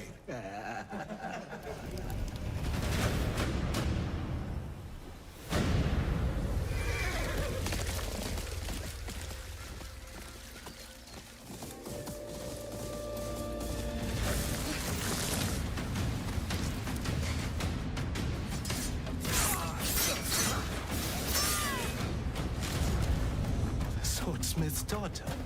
I watched that tree burn. How did you escape? Same way. I survived every battle. The thought of killing you.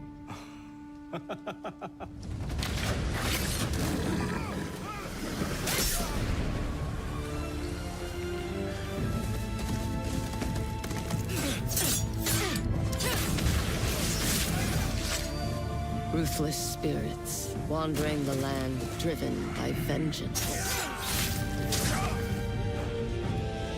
Like, what is it with PlayStation having like every franchise now has like a female main character?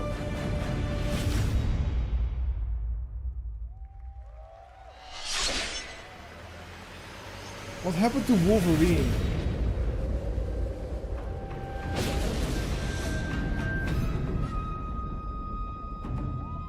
Like, weren't they working on a Wolverine game? Where's that game?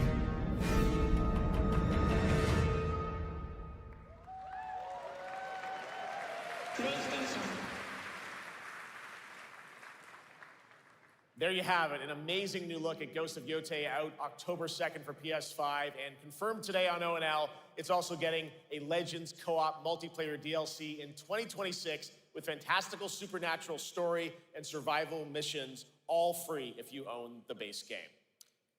For nearly 3 decades, Resident Evil has terrified, thrilled, and defined the survival horror genre. Now, a new chapter rises from the shadows. Back in June at Summer Game Fest, we gave you the first glimpse at Resident Evil Requiem, and tonight, we are diving deeper with a brand new look that explores the haunting backstory of the game's protagonist, Grace Ashcroft, and why she may be the key to surviving what's coming.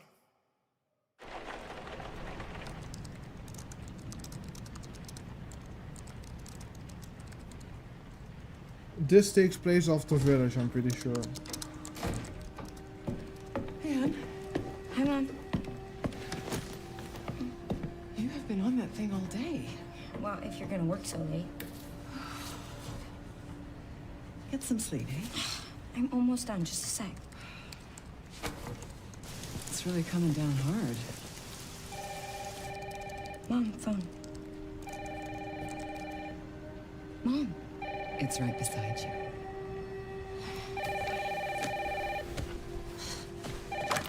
Hello? Miss Ashcroft? Yes.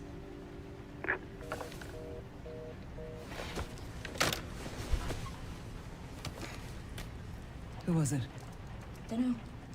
They asked for Miss Ashcroft and then they hung up on me. Rude. What the? They're coming.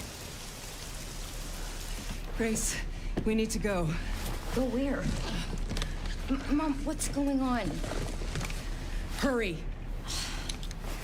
Wait, who's coming? What's wrong? Shh. We need to keep our voices down. This is ridiculous. Come on.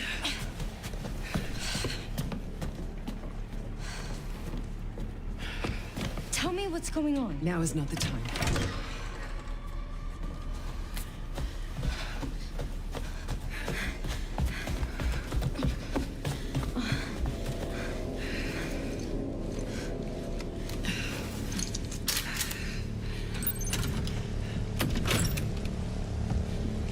Stay close.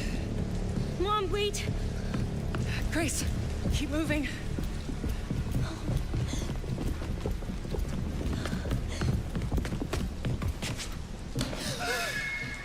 Oh, who's that? Oh, I'm so sorry about the power outage. What happened? It's really no excuse, and I apologize for the inconvenience. Oh, no, it's fine. Don't worry. I should have it fixed soon. I just need to find my...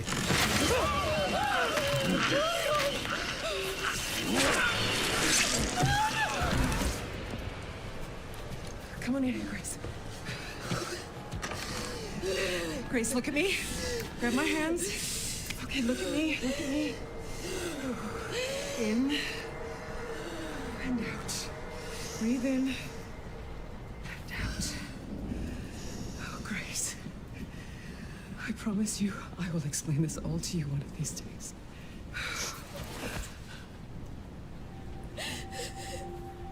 Grace. Please know that you are my hope. Never forget that. What are you talking about? Just... They have all of the pronouns. I don't know, man. Like how many are there nowadays? Like over 100, I think. Mom, I'm scared. No. We need to find a way out of here now. But we don't have any of our stuff. We can come back for it later, Grace.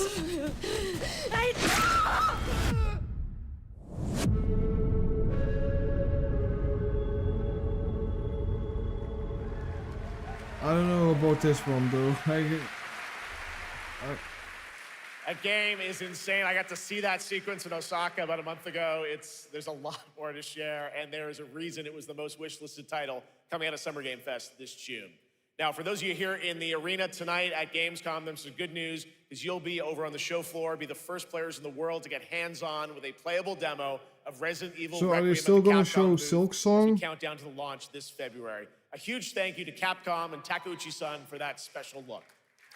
And with that, Gamescom Opening Night Live comes to a close. But the celebration of gaming doesn't stop here. We'll be back on Thursday, December 11th for the Game Awards, streaming live around the world as we honor the best games of the year and give you a glimpse of what's coming in 2026 and beyond with tons of brand new game announcements. You're leaving, but before we say goodnight, we do have one last surprise. A global announcement from a studio that walked away with multiple Game Awards wins for its last project. Please, take a look.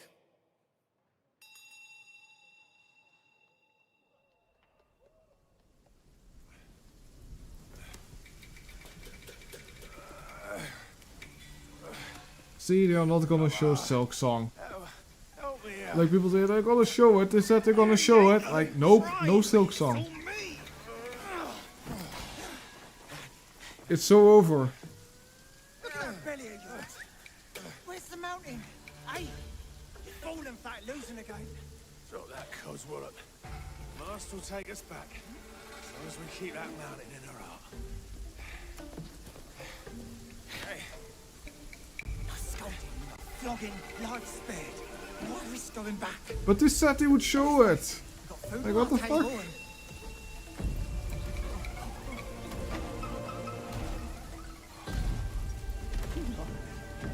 They're coming for us.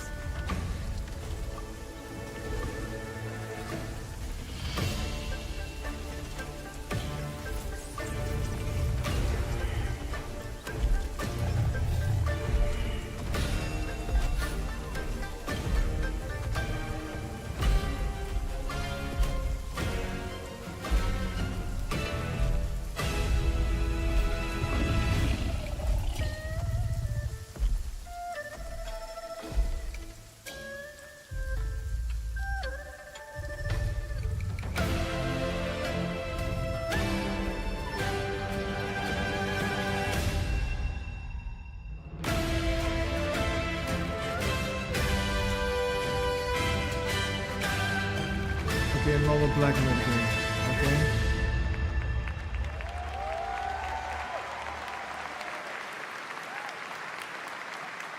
There's a special announcement. Game Science has announced and kicked off development of the second title in the Black Myth series, this time starring Zhong Kui, the ghost-catching god who wanders between hell and earth. This will once again be a single-player ARPG rooted in ancient Chinese myth and folklore. And don't worry, to those who love the Black Myth series, the westward journey won't end here either. It's been amazing opening night live tonight. Thank you so much to Shox for joining me.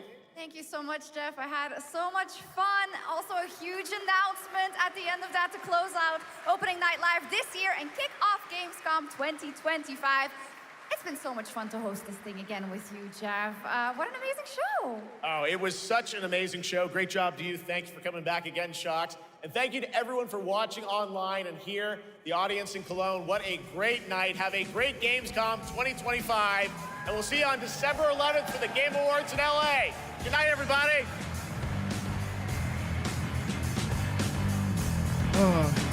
Finally, it's over. Oh, God.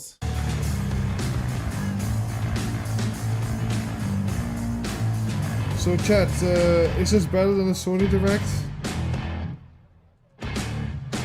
Well, we got, yeah, I can show you if we can like go back. We got Resident Evil. Like, I mean...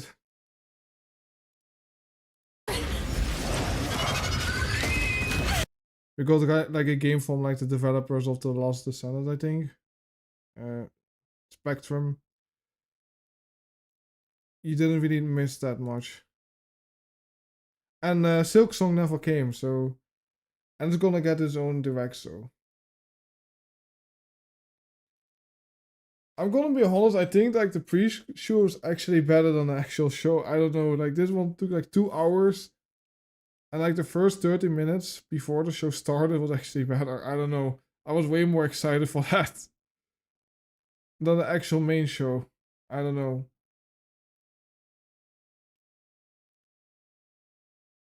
Like we get Bubsy 4. I guess I was not expecting to get that game, but it was better than the Sony show. That was really fucking disappointing. There was like nothing. There's probably some games that I might check out. But like there's also a lot of shit that I just don't care about or it's just very generic. I was really hoping that we maybe could get like some news about Kingdom Hearts 4. Like what is going on with that game? Is that game still being made? Or the supposed Final Fantasy IX remake that they were working on? We still haven't heard anything about that. They probably saved that for the Game Awards. Also like an other special event with Gamescom, but I'm not sure about that.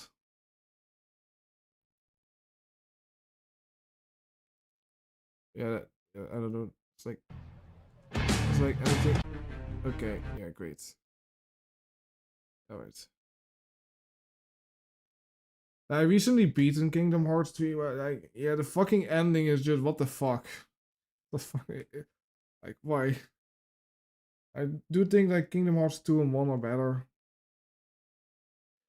Thank you so much, Jack. Really appreciate it. At least I made the stream a little bit better. And like I was actually just planning to originally just watch it while I play a game in the background. But you know, it was way more fun to do a stream about this.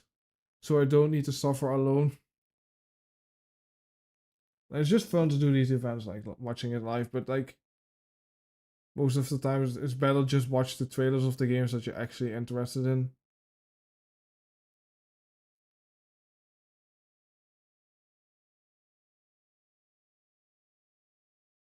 You know, Gamescom was bad when the streamer reacted to it was more entertaining. I mean, like I have not really high expectations for Gamescom, but like I'm pretty sure Claw streamed it last year, and then wait, what? They stream? There's like actual game show for Gamescom. Like I used to go a lot to Gamescom, like in the late 2010s, like before COVID when they shut it down. But I never thought there was like anything but like Gamescom. There was always like E3, and I think just because E3 doesn't exist anymore, they just go all to Gamescom. I mean, at least they show Silksong, yeah. I mean, Lego Batman also looks kind of good, but like, I don't know, man. Like why do they need to change the gameplay of those games? Like, was it really necessary to have like difficulty sliders in a Lego game? Like, aren't these games already really easy? Like, I'm not really expecting the hardest difficulty to be that difficult. I'm probably expecting, you know, they're just gonna make a super baby mode and like the normal mode. And that's all the difficulty sliders of the game. But yeah. We got a new Bubsy game. What are some of your, you know, anticipating games that you've seen in this direct? Also, the new DLC for Monster Hunter looks fun. It's also a game that I kind of want to get into, but I've like a lot of other games that I want to play. I don't really buy that many new games because I have just too many fucking games in my backlog. Like, I mean, the Izuni game kind of looks like AI. I've heard that it's like the same developers that Bad Cat game that was pretty sure made by AI. Like, I don't know. Yeah, I know Monster Hunter is a true time commitment.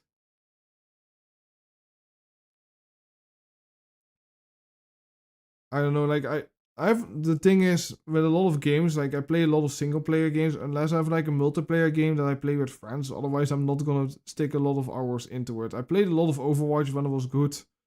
Until they fucking ruined the game with some friends. I had a good time. Like, this is also the only reason why I fucking played Sea of Thieves in the first place. If I didn't have any friends to play it with, I probably would never touched it. But now they're like doing nothing with that game for like years.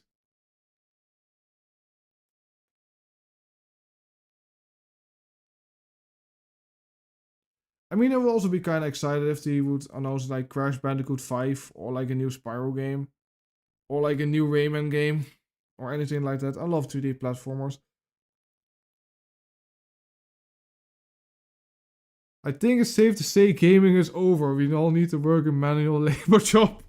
I mean, you can still play old games though. Like, I mean, you don't need to buy the new ones. Like, the thing is, like, if gaming is gonna die, like, it means that there are way too many fucking games to play without the need to care about, like, the newer games. Rayman would be great. I love the Legends and the Origins was good. Yeah.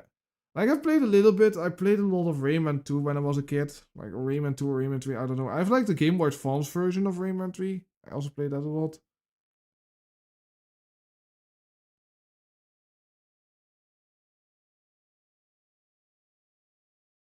But yeah, I think I'm gonna end the stream soon. Thank you so much for coming to the stream.